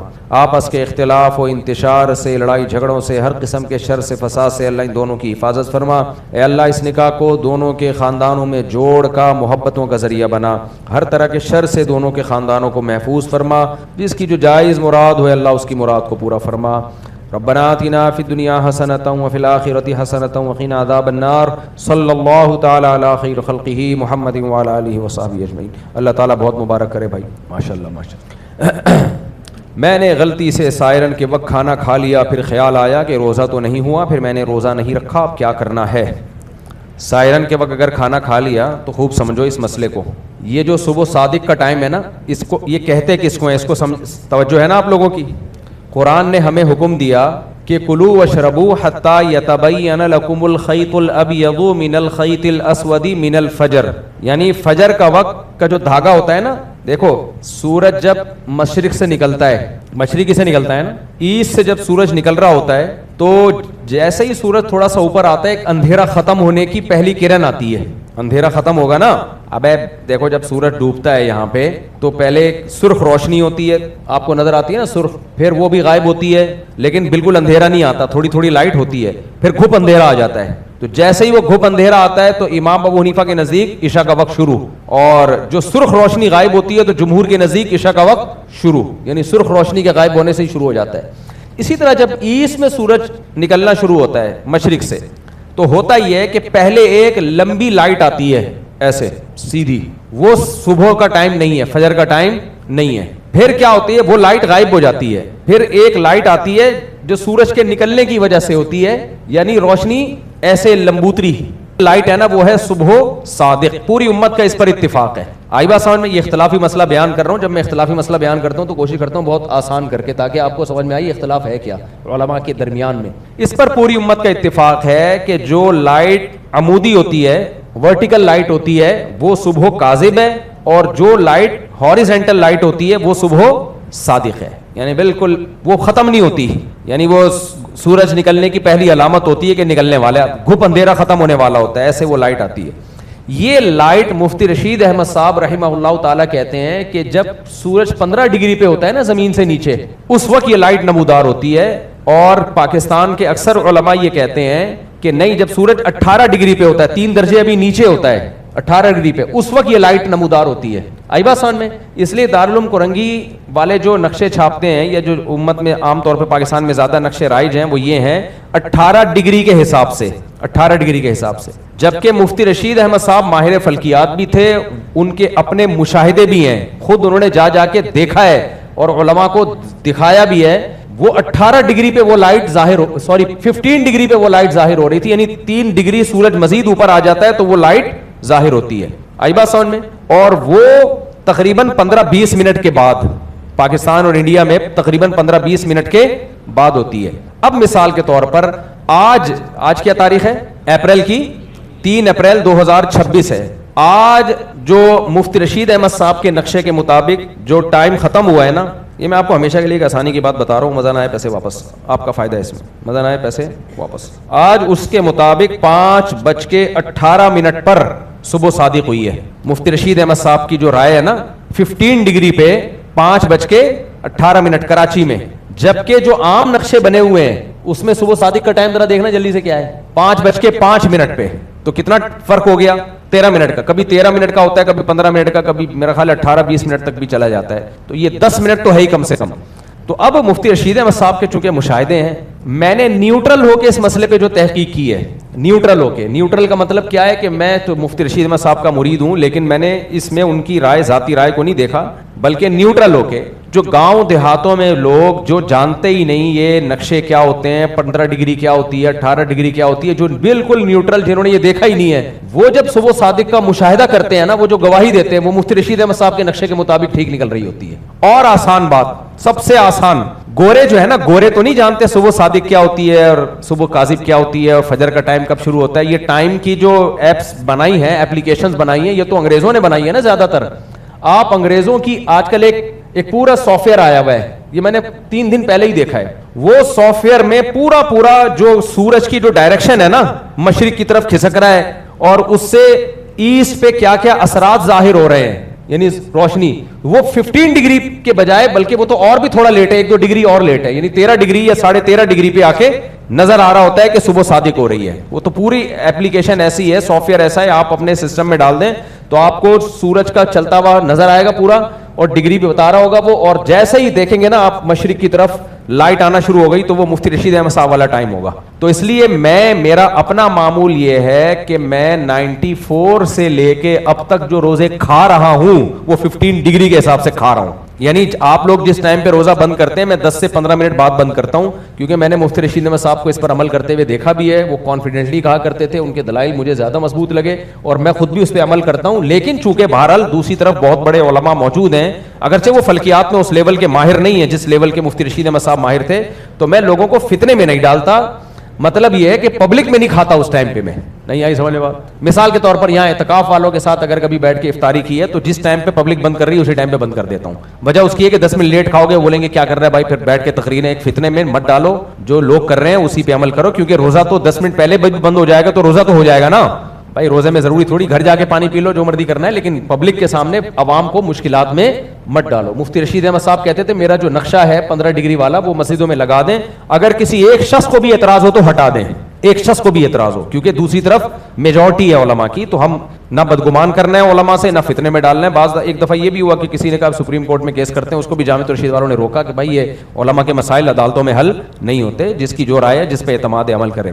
تو اب فجر کی نماز تو بہرحال دیر سے پڑھنی ہے 15 ڈگری کے بعد, نمازوں کو داؤ پہ مت لگائیں. تو یعنی مفتی رشید احمد صاحب سے کسی نے کہا کہ حضرت آپ احتیاط پہ عمل کر لیں نا, دونوں طرف علماء. حضرت نے فرمایا صاحب قول ہی احتیاط پر عمل کرے نا تو وہ قول نہیں رہتا ہے, یعنی اس کی علامت ہے کہ اس کو اپنے قول پہ خود ہی اعتماد نہیں ہے. صحیح ہے نا. تو ابھی جو انگریزوں نے سافٹ ویئر بنایا ہے نا, وہ سورج کے جو جس طرح سے آپ دیکھ لیجیے, وہ ہم کبھی انشاءاللہ نیٹ پہ شائع بھی کر دیں گے, وہ مفتی رشید احمد صاحب کے مطابق بالکل ٹھیک ہے. وہ تو 18 ڈگری پہ اندھیرا ہوتا ہے. اچھا آپ نے کیا کرنا ہے, آپ نے نہ 18 ڈگری کو دیکھنا ہے نہ 15 ڈگری کو. جو یورپ امریکہ میں لوگ رہتے ہیں ان کے لیے بھی میں یہ چیز ریکارڈ کروا رہا ہوں, کیونکہ وہ بھی بہت کنفیوز ہو جاتے ہیں. اور یہ جو گرمیوں میں نا بہت مشکل ہوتا ہے اس قول پر عمل کرنا, ناروے والوں کے لیے, اوسلو میں جو لوگ رہتے ہیں وہ بہت مشکل ہو جاتا ہے, کیونکہ وہ اس کے حساب سے دن بہت زیادہ لمبا ہو جاتا ہے. تو یورپ امریکہ میں جو لوگ رہتے ہیں وہ چھوڑ دیں کہ مفتی رشید احمد صاحب کیا کہتے ہیں یا دارالعلوم کرنگی والے کیا کہتے ہیں, سافٹ ویئر کیا کہتا ہے انگریزوں کے, چھوڑ دیں اس کو. وہ یہ کریں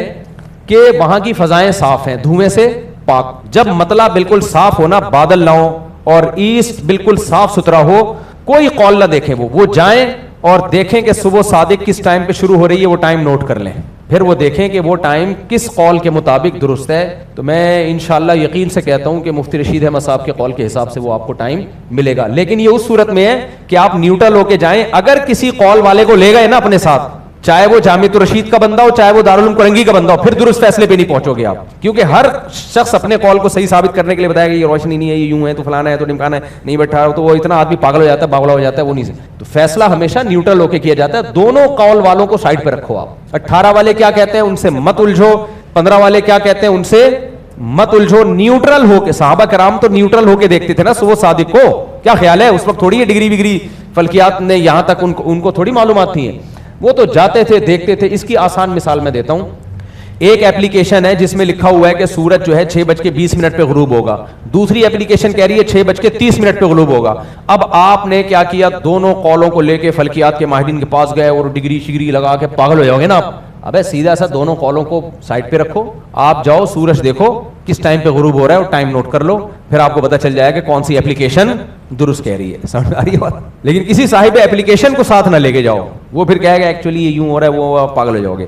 تو اسی طرح صبح صادق میں آپ نیوٹرل ہو کے جاؤ، سندھ چلے جاؤ جہاں ریگستان ہے تو مطلع صاف ہوتا ہے، وہاں بیٹھ جاؤ، کیونکہ ویسٹ میں تو سمندر ہے، مطلع تو صاف ہے، لیکن وہاں تو سورج غروب ہو رہا ہے نا ایسٹ میں. تو اندرون سندھ جا کے جو بھی ایسے ریگستانی علاقے ہیں وہاں کبھی ایک دن پڑاؤ ڈالو اور بالکل نیوٹرل ہو کے آپ دیکھو کہ یار یہ پہلی جو صبح ہوتی ہے یہ کس ٹائم پہ ہوتی ہے. اور صبح کاذب اور صادق میں فرق ہے، یہ بھی ذہن میں رکھو. پہلے صبح کاذب ہوگی پھر صادق ہوگی، ہر صبح صادق سے پہلے صبح کاذب کا ہونا ضروری ہے. یہاں ان ملکوں میں تو یہ بہت واضح ہوتی ہے، تو اس لیے یہ کام کر لو. تو اب اس کے حساب سے جنہوں نے اذان کے ٹائم پہ پانی پی لیا ان کا روزہ ہو گیا ہماری رائے میں. آ رہی ہے بات؟ کیونکہ اذانیں وقت سے پہلے ہو جاتی ہیں. لیکن پھڈے میں نہ ڈالنا، جا کے جو کرنا ہے کر لو، لڑائیاں نہ کرانا جا کے. اب آپ گھر میں گئے، ساری دنیا روزہ کھول رہی ہے جی، 5:05 پہ بند کر رہی ہے، آپ اکیلے بیٹھے ہوئے ہو کھا رہے ہو 5:15 تک. ابا پوچھ رہے اماں کیا کر رہا ہے؟ مفتی طارق مسعود صاحب نے بولا ہے. تو بھائی ان کو پوری تقریر سنی ہوگی، سمجھ میں آئی ہوگی تو فالو کریں گے، نہیں سمجھ میں آئی ہوگی تو جیسے پبلک کر رہی ہے ایسے ہی کرتے رہو بیٹھ کے. تو پھر خام خواہ میں پنگے بازی مت کرو، 10 منٹ بعد کھا لو. میں جب سسرال جاتا تھا تو انہی کے حساب سے روزہ بند کرتا تھا میں، کیونکہ مجھے پتا ان کو سمجھانا اونٹ کو رکشے میں بٹھانے سے زیادہ مشکل کام ہے. سمجھ آ رہی بات؟ ان کو بس اتنا سمجھ میں آ گیا کہ ہم سے رشتہ کر دیا، بہت بڑی فتح ہے، اس کے علاوہ مزید کچھ سمجھانے کی ان کو کوشش مت کرو. تو یہاں بھی ایسے ہی ہے، اعتکاف میں بیٹھا ہوتا ہوں تو میں سب کے حساب سے ہی سحری بند کرتا ہوں، میں لوگوں کو کنفیوز نہیں کرتا. نماز البتہ ہم تھوڑا لیٹ کرتے ہیں تاکہ بالاتفاق وہ فجر کی نماز صحیح ٹائم پہ ہو جائے. آگے چلو میرے بھائی، میں نے غلطی سے ہو گیا. افطاری میں تو اتفاق ہے.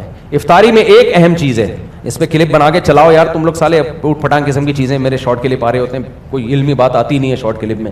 افطاری میں نے 1 سال پہلے یہ بات ریکارڈ کروائی تھی کہ یہ جو نقشے بنے ہوئے ہوتے ہیں افطاری کے ٹائم کے، ان نقشوں سے کم 1.5-2 منٹ کے بعد افطاری کرنی چاہیے. جیسے افطاری کا ٹائم لکھا ہوا ہے 6:20، آپ نے افطاری کرنی ہے 6:22 کم سے کم. اس پہ کچھ اہل حدیث علماء نے بھی اعتراض کیا، کچھ ہمارے اپنے علماء نے بھی اعتراض کیا، کچھ نے تو میرے خلاف کلپ بنا کے ڈال دیا کہ نبی صلی اللہ علیہ وسلم تو افطار میں جلدی کیا کرتے تھے، پہاڑی پہ بھیجتے صحابی رسول کو، دیکھو سورج جیسے ہی غروب ہو مجھے اشارہ کر دو، جیسے ہی سورج غروب ہوتا وہ اشارہ کرتے، ہمارے نبی کھجور سے روزہ کھول لیتے فوراً. حدیث میں تو آتا ہے افطار میں جلدی کرو، اور یہ مولوی صاحب کہہ رہے ہیں 2 منٹ کی احتیاط کرو. تو خوب سمجھ لو، نبی صلی اللہ علیہ وسلم جن کو بھیجتے تھے وہ گواہی دیتے تھے کہ سورج غروب ہو گیا ہے، تو یقین ہوتا تھا ہو گیا ہے، پھر کھاتے تھے. یہ جو اپلیکیشن میں 6:22 کا ٹائم اگر بالفرض لکھا ہوا ہے، یہ یقینی ہوتا ہی نہیں ہے، یہ تقریبی ہوتا ہے. تقریبی سمجھتے ہیں؟ یقینی نہیں ہوتا. تبھی 2-3 اپلیکیشن کو دیکھو کہ ان میں ٹائم میں بھی فرق ہوگا. ایک بات تو یہ. دوسری بات یہ کہ سورج غروب ہونا ایک سائنسی لحاظ سے ہوتا ہے، ایک ہوتا ہے حقیقت میں. شریعت حقیقت میں اس کو مانتی ہے کہ جب آپ دیکھیں اور وہ غروب ہو چکا ہو. بعض دفعہ فلکیات کی روح سے سورج غروب ہو گیا ہوتا ہے لیکن حقیقت میں غروب نہیں ہوتا. کیوں؟ ایک ایکسپیریمنٹ ہم اسکول میں کیا کرتے تھے. دیکھو ایک پیالہ لو، آپ لوگ کو زیادہ سائنسی گاڑی باتیں تو نہیں ہو گئی، بہت آسان کر کے سمجھانے کی کوشش کرتا ہوں یار میں، اس سے زیادہ میرے اندر طاقت نہیں ہے سمجھانے کی. دیکھو ایک پیالہ لیا آپ نے، پیالہ ہی باؤل، ٹھیک ہے، اس میں سکہ رائج الوقت ڈال دیا آپ نے، یا رائج الوقت نہ بھی ہو، ایسا نہ ہو رائج الوقتی سکہ تلاش کر رہے ہو بیٹھ کے، کوئی بھی سکہ آپ نے ڈال دیا، ٹھیک ہے، 58 ڈال دی، 54، اب تو 58 54 نئی نسل بھول چکی ہے، کوئی بھی سکہ ڈال دیا آپ نے. اب آپ نے اپنی آنکھوں کو نیچے کیا یوں یوں یوں یوں، اور یا آنکھوں کو نیچے نہیں کرو، پیالے کو اٹھاؤ، بلکہ نہیں آپ خود ہی پیالہ اپنی جگہ پہ رکھو، خود نیچے ہونا شروع ہو. ایک وقت ایسا آئے گا کہ وہ سکہ آپ کی نظروں سے غائب ہو جائے گا. وہ ایک پوائنٹ ایسا آئے گا، یعنی پیالے کی دیواریں آپ کے اور سکہ رائج الوقت کے درمیان حائل ہو رہی ہوں گی. وہ جو پوائنٹ اینڈنگ پوائنٹ ہوگا جب سکہ غائب ہو جائے، اب اپنے آپ کو بھی وہیں رکھنا ہے اور پیالے کو بھی اسی لوکیشن، یعنی اسی لوکیشن پہ رکھنا ہے. پھر آپ نے اس میں پانی ڈالا، جیسے ہی پانی ڈالو گے نا سکہ اوپر آ جائے گا. آئی بات سامنے؟ اوپر نہیں آئے گا، ہوگا نیچے ہی، لیکن نظر آپ کو آنا شروع ہو جائے گا. یہ ہوتا کیا ہے؟ پانی میں گزرنے کے بعد روشنی اپنے اینگل کو چینج کر لیتی ہے، تو جو چیز چھپی ہوئی تھی اس کو اٹھا دے گی. سکہ حالانکہ اوپر نہیں آیا ہے، سکہ وہیں ہے، نظر آپ کو آنا دوبارہ شروع ہو گیا، حالانکہ اپنا اینگل چینج نہیں کیا آپ نے. ہوتا یہ ہے کہ روشنی جب کثافت سے گزرتی ہے نا، کوئی بھی کثیف بھاری چیز، تو اس سے روشنی کا اینگل چینج ہو جاتا ہے. دیکھو روشنی اس سکے سے ٹکرا کے واپس آ رہی تھی نا، تو جب تک پیالے کی دیوار حائل تھی روشنی جا رہی ہے، روشنی یعنی اس سے ٹکرا کے آپ کی آنکھوں کو واپس ہی نہیں آ رہی. پانی نے کیا کیا؟ روشنی یوں آئی ہے اور اینگل چینج کر کے آپ کی آنکھوں میں پہنچ رہی ہے اور نظر آنا شروع ہو گیا. تو جب سورج غروب ہوتا ہے, مطلع اگر بالکل مغرب کا صاف ستھرا ہو, بارشیں ہوئی ہوئی ہوں, کوئی دھول مٹی نہ ہو, تو سورج غروب ہوگا, آپ کو غروب لگے گا. لیکن اگر مطلع ابر آلود ہے, بہت زیادہ دھول مٹی ہے, تو غروب ہونے کے بعد بھی سورج بعض دفعہ نظر آ رہا ہوتا ہے. نہیں آئی میرے خیال ہے بات, نظر آ رہا ہوتا ہے. تو شرعی لحاظ سے وہ غروب نہیں ہوا ہوتا.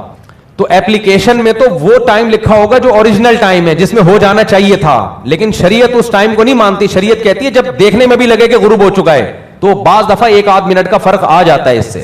اب سمجھ میں آیا کہ نہیں آیا؟ یعنی آنکھوں کے لحاظ سے غروب ہونے میں اور کیلکولیشن کے لحاظ سے غروب ہونے میں بعض دفعہ 1-2 منٹ کا فرق آ جاتا ہے. تو یہ فرق ہو گیا کہ نہیں ہو گیا؟ تو شریعت کہتی ہے جب یقینی غروب ہو جائے, یعنی دیکھو تو بھی پتہ چلے کہ غروب ہو چکا ہے, تو وہ ایپلیکیشن سے 1-2 منٹ کی احتیاط کرنی پڑے گی. اور سنو, مزید ایک احتیاط یہ کہ ایپلیکیشن عام طور پہ آپ کو کراچی میں غروب آفتاب کا ٹائم بتا رہی ہوتی ہے, ایگزیکٹ جس لوکیشن پہ آپ بیٹھے وہاں کا ٹائم نہیں بتا رہی ہوتی. دیکھو میرا ایک گھر میمار میں بھی ہے نا, میں نے کئی دفعہ نوٹ کیا ہے, یہاں پر میں نے کرنٹ لوکیشن کے حساب سے سورج غروب کا ٹائم ڈالا, کچھ اور تھا, میمار میں ٹائم ڈالا, 1 منٹ کا فرق آ گیا. آئی بات سامنے؟ کراچی اتنا بڑا ہے کہ ایک جگہ سے دوسری جگہ پہنچنے میں ٹائم کا فرق آ جاتا ہے. تو یہ ساری کیلکولیشن کا حاصل یہی نکلے گا کہ سورج غروب ہوتے ہی, آپ حدیث سے پتہ چلتا ہے افطار میں جلدی کرے, لیکن غروب ہونے کا یقین تو ہونا, تو اس یقین کے لیے آپ کو 1.5-2 منٹ احتیاط کرنی پڑے گی. اب سمجھ میں آیا؟ ہم کوئی قرآن حدیث کے خلاف مسئلے نہیں بتاتے, قرآن حدیث کو سمجھنے کے لیے ایک عدد کھوپڑی کا ہونا ضروری ہے. تو نبی تو یقیناً یہ کرتے تھے, لیکن وہاں تو دیکھ رہے ہیں نا, کیلکولیشن تھوڑی یہ دیکھ کے بتا رہے ہیں ہو گیا غروب, تو اب کیا ہمیں تھوڑی پتہ چلتا ہے کہ غروب ہوا ہے کہ نہیں ہوا. تو یہ ایپلیکیشن یقینی نہیں ہوتی, 1-2 منٹ کی احتیاط اس میں ضروری ہوتی ہے. اس لیے جب سورج غروب ہو تو 1-1.5-2 منٹ, میں تو 2 منٹ کی کم از کم احتیاط کرتا ہوں, کم سے کم 2 منٹ کی احتیاط لازمی کریں. سارے دن کا روزہ ہے تو 1 سیکنڈ کی بے احتیاطی سے کیوں خراب کر رہے ہو, شک میں کیوں ڈال رہے ہو اس کو. البتہ سحری کے وقت میں ایسا نہیں ہے. سحری کے وقت میں جو ٹائم ہے ایگزیکٹ اسی ٹائم پہ روزہ بند کر سکتے ہیں. پوچھو کیوں؟ وہاں بھی تو کیلکولیشن کا فرق ہو سکتا ہے. کیا خیال ہے؟ نہیں آئی سمجھ میں بات؟ اب وہاں بھی تو ہو سکتا ہے 5:18 ہے, تو ہو سکتا ہے 16 منٹ پہ ہو رہا ہو اور آپ 18 پہ کر رہے ہو. اس کا جواب یہ ہے کہ شریعت کا ایک قانون ہے, الیقین لا یزول بالشک, یقینی چیز شک سے زائل نہیں ہوتی. صبح صادق میں ایسا ہوتا ہے کہ ہمیں یقین ہے ابھی رات ہے, جو رات چل رہی ہے کیا ہے وہ رات, جب تک صبح کا یقین نہیں ہوگا شریعت کہتی ہے رات ہی ہے یہ. تبھی حدیث میں آتا ہے کوئی مؤذن کی اذان سنے اور پیالہ ہاتھ میں ہو نا دودھ کا, فوراً پی لے, وہ فوراً پی لے, اس میں احتیاط کا حکم نہیں دیا, بس پی لو جلدی سے. تو کیا مطلب ہے؟ رات یقینی ہے, رات کا ختم ہونا ابھی یقین نہیں ہے. تو جب تک رات کے ختم ہونے کا اور صبح صادق کے شروع ہونے کا 100% یقین نہیں ہوگا تو وہ رات ہی سمجھی جائے گی, اور یہی سمجھا جائے گا ابھی صبح کا وقت شروع نہیں ہوا. لیکن جب ایک دفعہ دن شروع ہو گیا تو اب غروب آفتاب میں جب تک دن کے ختم ہونے کا یقین نہیں ہوگا اس وقت تک روزہ افطار کرنے کی اجازت نہیں ہوگی. نہیں آئی سمجھ میں؟ خاندانی بات ہو گئی کہ نہیں ہو گئی؟ وہاں تو اب دن چل رہا ہے نا, سورج غروب ہے یا نہیں ہے اس میں شک ہے. اصل تو یہ کہ غروب نہیں ہے, کیونکہ اب تک تو غروب نہیں تھا. تو جب تک غروب ہونے کا یقین نہیں ہوگا آپ روزہ افطار نہیں کر سکتے. اور ادھر الٹا معاملہ ہے, جب تک رات کے ختم ہونے کا یقین نہیں ہوگا رات ہی سمجھی جائے گی. چھوڑ دو یار ایسی ٹھیک. میرا حال خراب ہونے کی وجہ سے بیوی مستقل لڑتی ہے. ہم کیا سنا رہے ہیں ان کو, شادی بیوی پھڈے فلکیات کے مسائل حل کر رہے ہیں آپ کے ساتھ بیٹھ کے. یہ کہہ رہے 18 ہو یا 15 ڈگری ہو, میری بیوی کو ٹھیک کرو, احتیاطاً دیر سے روزہ افطار کرو, جلدی افطار کرو, مجھے اس سے کوئی غرض نہیں ہے, میری بیوی کو ٹھیک کر دو. کہہ رہے حالات خراب ہونے کی وجہ سے بیوی بہت لڑتی ہے, تانے دیتی ہے, میں کیا کروں. مالی حالات جب خراب ہوتے ہیں تو بیگم کے تانے ہی سنتا ہے آدمی. تو بیگم کو چاہیے, شریک حیات ہے نا, گرل فرینڈ تھوڑی ہے وہ, شوہر کے دکھ درد میں شوہر کا ساتھی بنے, کچھ کم پہ گزارا کرے وہ اگر میاں کے حالات صحیح نہیں. لیکن حالات اپنی حماقتوں سے اگر خراب ہیں, بعض دفعہ اپنی سستی سے بھی خراب ہوتے ہیں. مفتی صاحب میرا سوال یہ ہے کہ کیسے اپنے دل میں دین کی محبت ڈالیں, کیونکہ ہمیں بھی اپنی دعاؤں میں نماز میں اللہ کے نزدیک لوگوں کی طرح دل لگانا ہے. سوال نمبر 2, مجھے آپ سے ملنا ہے, ایک ذاتی سوال پوچھ رہے ہیں جو بھائی بات میں ابھی جمعے کے بعد نہ ملا کریں, میں بہت تھکا ہوا ہوتا ہوں. اللہ کی محبت پیدا کرنے کا طریقہ یہ ہے کہ عبادت میں زیادہ دل لگاؤ, ذکر کرو, نماز زیادہ پڑھو. سب سے زیادہ دعا اور نماز, یہ 2 چیزیں اللہ کے قریب کر دیتی ہیں. آپ کا میرا تو دل نہیں لگتا, تو نہیں لگتا پھر بھی پڑھو تو لگنا شروع ہو جائے گا انشاءاللہ. میرے سارے زکوٰۃ تک نہیں نکالتے اور کوئی میرے سارے بہن بھائی ہیں پیسے والے زکوٰۃ نہیں نکالتے, کوئی کسی کی مدد نہیں کرتے, میں اکثر اوقات پھنس جاتا ہوں, میں بیمار بھی رہتا ہوں, گھر بھی کرایہ کا ہے. مسئلہ یہ ہے کہ بھائی بہن دیتے نہیں, غیر فقیر سمجھتا ہے. یار یہ بہت بڑا مسئلہ ہے, اپنے سگے بھائی بہنوں کو لوگ چھوڑ دیتے ہیں. ایک آدھ بھائی سونے کے نوالے کھا رہا ہوگا, دوسرے کے پاس پان گٹکے کے پیسے بھی نہیں ہوتے. یہ بہت بری بات ہے, قطع رحمی ہے. یہ بھائی پر لازم ہے کہ وہ اپنے بھائی بہنوں کے حالات کا خود سے جائزہ لیتا رہے کہ کس کے گھر میں کیا چل رہا ہے, اس کو بتانے کی ضرورت نہ پڑے, ورنہ قطع رحمی کا گناہ ہوگا. یہ یاد رکھو, غریبوں کو پالنا حکومت کی تو ذمہ داری بعد میں ہے, پہلے کس کی ذمہ داری ہے؟ اس کے رشتہ داروں کی ذمہ داری ہے. گناہگار ہوں گے اگر نہیں کرتے. مجھے اٹلی جانا ہے ماسٹرز کے لیے, لیکن اس کی اسکالرشپ کے لیے کچھ ڈاکومنٹس بنوانے پڑیں گے, لیکن وہ جھوٹے ہوں گے. جائز نہیں بھائی جھوٹے ڈاکومنٹس بنانا, لیکن کہتے ہیں رہنما اگر وہ جو فائدہ ہوگا اس سے مجھے وہ حلال ہوگا حرام ہوگا. جاب جو کرو گے آپ اور جاب سے جو تنخواہ آئے گی وہ تو حلال ہوگی اگر وہ جاب جائز ہے. باقی ڈاکومنٹ جھوٹے بنوانا جائز نہیں ہوگا. کوئی جھوٹے ڈاکومنٹ بنوا کے جاب کرتا ہے نا تو اس سے جاب کی ارننگ حرام نہیں ہو جاتی. جھوٹے ڈاکومنٹس بنوانا گناہ ہوتا ہے. جھوٹ کیوں بول رہے ہو؟ ارننگ کا تعلق اس سے کہ کر کیا رہے ہو, کام کیا کر رہے ہو. جائز کام کر رہے ہو تو اس کی ارننگ جائز ہے, حرام کام کر رہے ہو تو اس کی ارننگ حرام ہے. 5 وقت نماز سنت موقدہ کتنی اور نماز جمعہ کی سنت موقدہ کتنی ہے؟ فجر سے پہلے 2 سنت موقدہ, ظہر سے پہلے 4 اور ظہر کے بعد 2 اور مغرب کے بعد 2, عشاء کے بعد 2. یہ ٹوٹل سنت موقدہ ہے. اور جمعے سے پہلے بھی 4, جمعے کے بعد بھی 4. بعض علماء کہتے ہیں 6 ہیں. دونوں قول ملتے ہیں, لیکن آسانی دینی چاہیے نا لوگوں کو. پہلے جمعے میں لوگ اتنے تھکے ہوئے ہوتے ہیں, پہلے آتے ہیں, پھر امام صاحب کی تقریر سنتے ہیں, پھر خطبہ سنتے ہیں, پھر بیان سنتے ہیں, پھر اس کے بعد 4 سنتیں پڑھتے ہیں, تو تھک جاتے ہیں برے طریقے سے. تو اس لیے دونوں قول ہیں. بہت سے علماء 6 سنتیں کہتے ہیں, لیکن میں آسان والے قول کو ہی پبلک میں شائع کرتا ہوں کہ 4 سنتیں بھی پڑھ لو, اس زمانے میں بہت ہیں. باقی 2 پڑھ لو, پھر غریبی ہیں جتنی مرضی پڑھ لو بیٹھے. مرنے والے کی 2 بیٹیاں ہوں اور وہ مرنے والے کے بھائی کی کفالت میں آ جاتی ہوں تو قرآن حدیث میں کیا حکم ہے؟ اچھی بات ہے بھائی, یہی ہوگا. جب بھائی مر گیا تو چچا باپ کے قائم مقام ہے, اسی کی کفالت. اگر بڑا بھائی ہے تو وہ ہے, وہ نہیں ہے تو پھر چچا ہے. وراثت سے ہٹ کر اگر ان کے والد کا مال ہو اس میں کسی دوسرے رشتہ دار کا حق ہو سکتا ہے, اگر ہے تو کیوں؟ کوئی بھی نہیں حقدار ہے. جتنا مال ہے وہ سارے کے سارا ان بیٹیوں کو ملے گا. ہاں بیٹا اگر کوئی نہیں ہے تو پھر میت کے والدین بھی نہیں ہے تو پھر میت کے بھائی اور بہنوں کو ملے گا. 2/3 بیٹیوں کو دے کے جو بچے گا وہ میت کے بھائی بہنوں میں. مرنے والے کی بیوی سارا مال سب اپنے قبضے میں کر لے, اس کے وارثوں کو نہ دے, تو اس کے بارے میں کیا حکم ہے؟ یہ عام طور پر نارمل ہوتا ہے ایسا. شوہر مر جاتا ہے تو بچوں کی ماں بولتی ہے اب سب میرا ہے, حرام ہے, ناجائز ہے. اگر سب آپ کا ہوتا تو اللہ یہ تھوڑی کہتا کہ 8واں حصہ بیوی کو دو, تو آپ کا 8واں حصہ ہے, باقی سارا بیٹے بیٹیوں کا, ان کو دے دیں ورنہ گنہگار ہوگی. جیسے کفیل کے بیوی بچے ساتھ رہتے اور مال میں گڑبڑ ہو جائے تو کیا کریں؟ جیسے کوئی یتیموں کی کفالت کر رہا ہے تو گھر میں مشترکہ راشن آ جائے تو اس میں کوئی حرج نہیں ہے, کچھ ان کے پیسوں سے کچھ آپ کے پیسوں سے اندازے سے اس کو کیا جا سکتا ہے, لیکن ان کا مال کھانا نہ شروع کر دیں.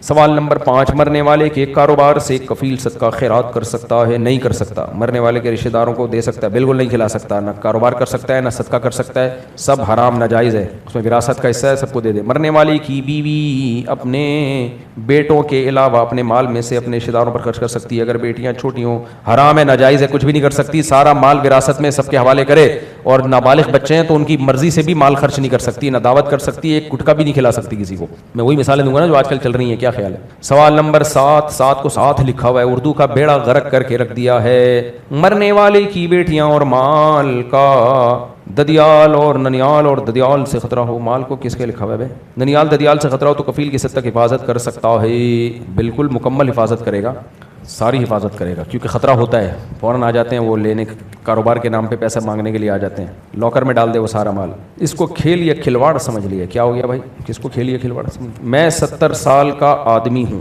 ماشاء اللہ, اور میرے 6 بھائی اور 2 بہنیں, اور اللہ کی رحمت سے اور آپ کی دعاؤں سے حج جیسے فرض میں 2026 میں جا رہا ہوں. لکھنے کا مقصد یہ, پہلی بار جا رہا ہوں, مقصد یہ کہ میرے ان بھائیوں اور بہنوں سے تعلقات نہیں ہیں. ماضی میں اتنی بدمزگی اور زیادتی ہوئی ہے کہ دل ٹوٹ چکا ہے. ہاں بس قتل نہیں ہوا, اس لیے آپ مشورہ دیں کہ میں کیا کروں. ایک کاروباری آدمی ہوں. آپ جب کاروباری آدمی اپنا کھا رہے ہو, اپنا کما رہے ہو, تو بھائی بہنوں سے بنا کے رکھنے میں کیا حرج ہے؟ فون کر لو سب کو, اور بھائی ہیلو ہائے خیریت. زیادہ مسئلہ ہو رہا ہے جھگڑے کا تو ریزرو رہو, زیادہ فری نہ ہو. تو بھائی بہنوں کا تو رشتہ نہیں ٹوٹتا بھائی, یہ تو اللہ نے ہمیشہ کے لیے ایک ہی چھاتی سے دودھ پیا, ایک ہی بستر پہ بڑے ہوتے ہیں, اتنا قریبی تعلق ہوتا ہے. منا لو, اللہ اس کا آپ کو اجر دے گا. حج پر جانے کے بعد کیا قربانی کراچی میں ہوگی؟ حج پہ مکہ میں اگر 15 دن ٹھہرنے کی نیت ہو ایام حج میں تو پھر آپ مسافر نہیں ہیں. تو جو مسافر نہیں ہوتا اس پہ بقرعید کی قربانی واجب ہوتی ہے اگر وہ مالدار ہو, چاہے وہاں کر لیں چاہے پاکستان میں. اور اگر آپ جب حج پہ گئے تو 15 دن ٹھہرنے کی مکہ میں نیت نہیں تھی, اس دوران مدینہ بھی جانا تھا, تو مسافر ہیں, تو مسافر پہ قربانی لازم نہیں ہوتی. دوسری بات, دوسرے کاغذ میں لکھ رہا ہوں, نکاح کے حوالے سے 70 سال ہو گئی نکاح کے حوالے سے پوچھ رہے ہیں. نکاح کے حوالے سے پوچھنا چاہتا ہوں کہ شادی کے معاملے میں آپ لوگ کچھ سمجھا دیا کریں کہ زندگی کس طرح گزارنی چاہیے. چپ تو گزر گئی بھائی 70 سال, کیونکہ طلاق کی شرح بہت زیادہ ہو گئی, دنیا اندھیرے میں ہو جاتی ہے اور دونوں خاندان ڈسٹرب ہو جاتے ہیں. طلاق کی شرح جو زیادہ ہو رہی ہے نا, اس میں بہت معذرت کے ساتھ مردوں سے زیادہ خواتین کا دخل ہے. مرد کو اللہ نے برداشت کی ہے بہت دی ہے, وہ نہیں دیتا اتنی جلدی ہے, اللہ ماشاء اللہ کوئی ہزاروں میں 2-4 ہوتے ہیں, وہ تو پاگل تو ہر جگہ ہی ہوتے ہیں. جو میرے پاس سامنے کیسز آ رہے ہیں, مرد بہت برداشت کر لیتا ہے. میں ایک بیان میرا چلا تھا نا, اگر اللہ نے طلاق کا اختیار عورت کو دیا ہوتا نا, ہم سب رنڈوے ہوتے ہیں. وہ سنا تھا نا بیان, یہ حقیقت ہے. اللہ نے بہت برداشت, عورتوں میں نہیں, وہ ٹھک ٹھک ٹھک نکال دیتی ہیں. تو اللہ نے بہت ہمیں یعنی مردوں کو طاقت دی ہے, وہ بہت روکتا ہے زبان کو. تو خواتین میں برداشت ختم ہو گئی ہے. وہ شوہر کو نا جمشید سمجھ رہی ہیں, بوائے فرینڈ. بھائی شوہر کو تھوڑا سا سپیریئر سمجھ لو, سربراہ سمجھ لو, تھوڑا سا رسپیکٹ دے دو اس کو, تھوڑی کڑوی کسیلی برداشت کر لو. وہ والی محبت آپ کو نہیں ملے گی جو بوائے فرینڈ سے ملتی تھی. یہ سربراہ ہے, اس کی رسپانسبلٹی ہے, اس کی 20 چیزیں اس نے دیکھنی ہے, گھر کے باہر بھی ٹائم دینا ہے, دوستوں کو بھی ٹائم دینا ہے, دفتر میں بھی ٹائم دینا ہے, باس کی بھی الٹی سیدھی اس نے سننی ہے, بہت سارے مسائل ہیں اس کے ساتھ. تو اس لیے تھوڑا سا برداشت کر لو. پہلے برداشت کر کیا جاتا تھا, گھر چلتے تھے. تو جو میرے پاس جو رپورٹیں آ رہی ہیں اس میں زیادہ تر یہ ہے کہ خواتین میں برداشت ختم ہو گئی. تو اس لیے غصہ آیا ہوا ہے نا میاں کو, تھوڑا چپ ہو جاؤ, بعد میں سنا دینا, اس وقت چپ کر جاؤ. وہ سمجھتی ہیں ہم نے چپ کیا تو ہماری توہین ہے. یہ ہر آدمی کو غصہ آتا ہے, نہیں آنا چاہیے, اخلاق ہونے چاہیے, لیکن آ جاتا ہے, کیا کریں. جیسے ہی آئے گا اس وقت جواب, اس وقت جواب, اس وقت جواب. بھائی چپ کر جاؤ تھوڑی دیر کے لیے, چپ. اگر مت بول بھی رہو گا چپ کر جاؤ, کیوں چپ کروں. تو برداشت کے بغیر گھر نہیں چلتا بھائی. تو پھر آدمی کو ہی ہم حکم دیتے ہیں گھر سے نکل جا, دفع ہو جائے یہاں سے, منوس تیرے کو, اس کو غصہ آیا ہوا تو نکل جا.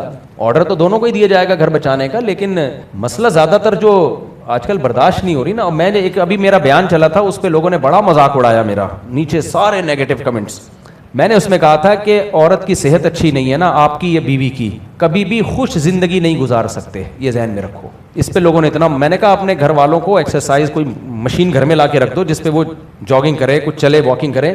گاؤں دیہاتوں میں عورتیں چلتی ہیں, پھرتی ہیں, پہاڑوں پہ جا رہی ہیں, پہاڑوں سے آ رہی ہیں, گھر کا پوچھا, جھاڑو, گائے کا دودھ نکالنا, بچوں کو, سارے کام گھر میں, ان کو ضرورت نہیں ہے. اب گھر کیا ہے, فلیٹ ہے اتنا سا, 3 کمروں کا, 2 کمروں کا, اس میں صبح بیگم صاحبہ بھی اٹھ کے 2 پراٹھے کھائیں گی, 3-4, میرے ابھی 4 انڈوں والا بیان بھی چلا گیا, وہ 4 انڈے بھی کھا جائیں گی, 2 پراٹھوں والا بھی گیا ہوا ہے وہ بھی کھا جائیں گی. پھر دوپہر کا کھانا, پھر کولیسٹرول کے ڈبے بن رہے ہو بھائی.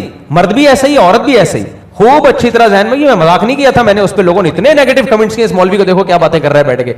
آپ کے مینٹلی ہیلتھ جو ہے نا, خوش رہنے کا تعلق دماغی صحت سے ہے بہت زیادہ, اور دماغی صحت کا تعلق آپ کی جسمانی سے. موٹا آدمی خوش نہیں ہو سکتا, یہ دماغ میں رکھو, وہ ٹینشن کا ڈبہ ہے. موٹے سے میری مراد جو نیچرل موٹا نہیں, جو کولیسٹرول والا موٹا ہوتا ہے, وہ ٹینشن کا ڈبہ ہے پورا.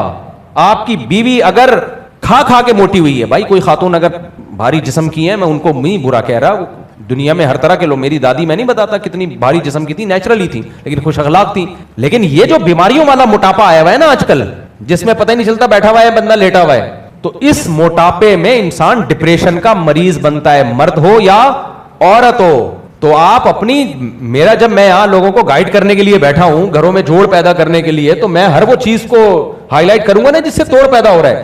میں آپ کو یقین سے کہہ دوں, آپ کی زندگی میں کوئی ٹینشن نہیں ہے, موٹے ہیں آپ, بیماریوں والا موٹا جسے کہتے ہیں, بس یہی ٹینشن کافی ہے. آپ کبھی بھی خوش نہیں رہو گے. بات بات پہ آپ کو غصہ آئے گا, بیگم کو بھی آئے گا, آپ کو بھی آئے گا, بات بات پہ گالم گلوچ. ہمیشہ خوش رہتا ہے وہ آدمی, بھاگتا دوڑتا, چاہے مرد ہو یا عورت ہو. عورتیں جو گھر میں ہر وقت کاموں میں لگی رہتی ہیں نا, جھاڑو پوچھے, بچے کو نہلانا, صاف, ہر وقت کاموں میں, وہ خوش رہتی ہیں. تو آج کل گھر اتنے ہے ہی نہیں, ہر وقت کام میں بھی اتنا آپ کی انرجی یوٹیلائز نہیں ہوتی. ہر وقت کے کام کیا ہے, پیمپر پہنانا اور پیمپر اتارنا, یہ بہت بڑا کام ہے. یہ کھولا پیمپر, رپورٹ چیک کی, اگر رپورٹ کلیئر ہے واپس بند کر دیا. یہ مسل بن رہے ہیں, اس سے کیا مسل بنیں گے یار. کھایا کیا جا رہا ہے, 1:45 بجے تافتان اور نان کھائے جا رہے ہیں. تو جب یہ حساب ہوگا تو عورت کی صحت بھی خراب, وہ ڈپریشن کا ڈبہ بنے گی. آپ بھی ڈپریشن کے ڈبے بنو گے, وہ بھی. تو ڈپریشن کے ڈبوں کی شادی ہو رہی ہے آج کل.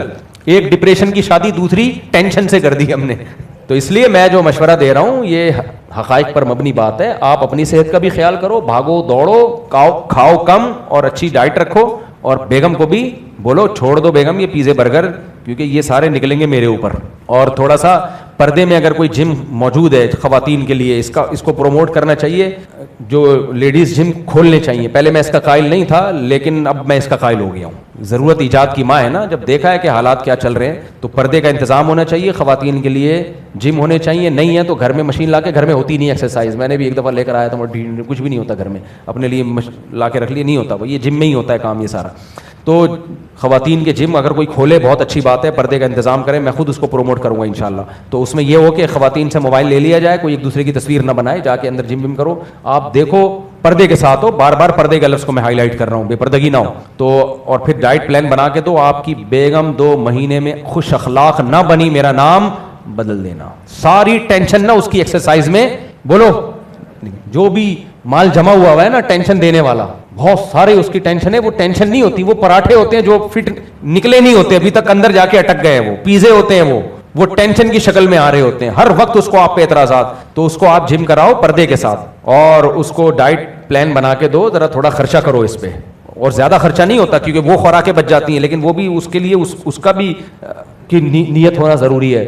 آپ خدا کی قسم 2 سے 3 مہینے میں دیکھنا اس کا موڈ صحیح ہو جائے. آپ بولو گے یار یہ اس کو صحیح کیسے ہو گئی ہے, آپ کا بھی موڈ ٹھیک ہو جائے گا, خود بھی اگر کر رہے ہو تو آپ کا بھی اس کا بھی موڈ ٹھیک ہو جائے, بہت حد تک فرق پڑے گا. پھر باقی کچھ چیزیں اور بھی ہیں اخلاق کو سدھارنے میں, میں ان کی اہمیت کا منکر نہیں ہوں, لیکن یہ چیز تو 100% ثابت شدہ حقیقت ہے. صحت صحیح نہیں ہوگی کبھی بھی انسان خوش نہیں رہ سکتا. قرآن نے کیوں کہا ہے کہ بوڑھے والدین اگر اف کریں تو آگے سے جواب نہ دو؟ کیوں؟ بوڑھے ہو گئے, صحت خراب ہو گئی ہے, لہذا وہ آپ کو ٹینشن دیں گے. وہ جیسے پہلے خوش رہتے تھے ایسے ہی رہیں گے, چھوٹی چھوٹی باتیں ان کو بہت بری لگیں گی. کیوں؟ اب بوڑھے ہو گئے ہیں نا, کمزور ہو گئے ہیں, بیماریاں آ گئی ہیں. تو بیماری میں وہ والی حالت تھوڑی ہوگی جو جوانی میں ہر وقت اچھلتے کھیلتے رہتے تھے, 4 شادیوں کی باتیں کیا کرتے تھے.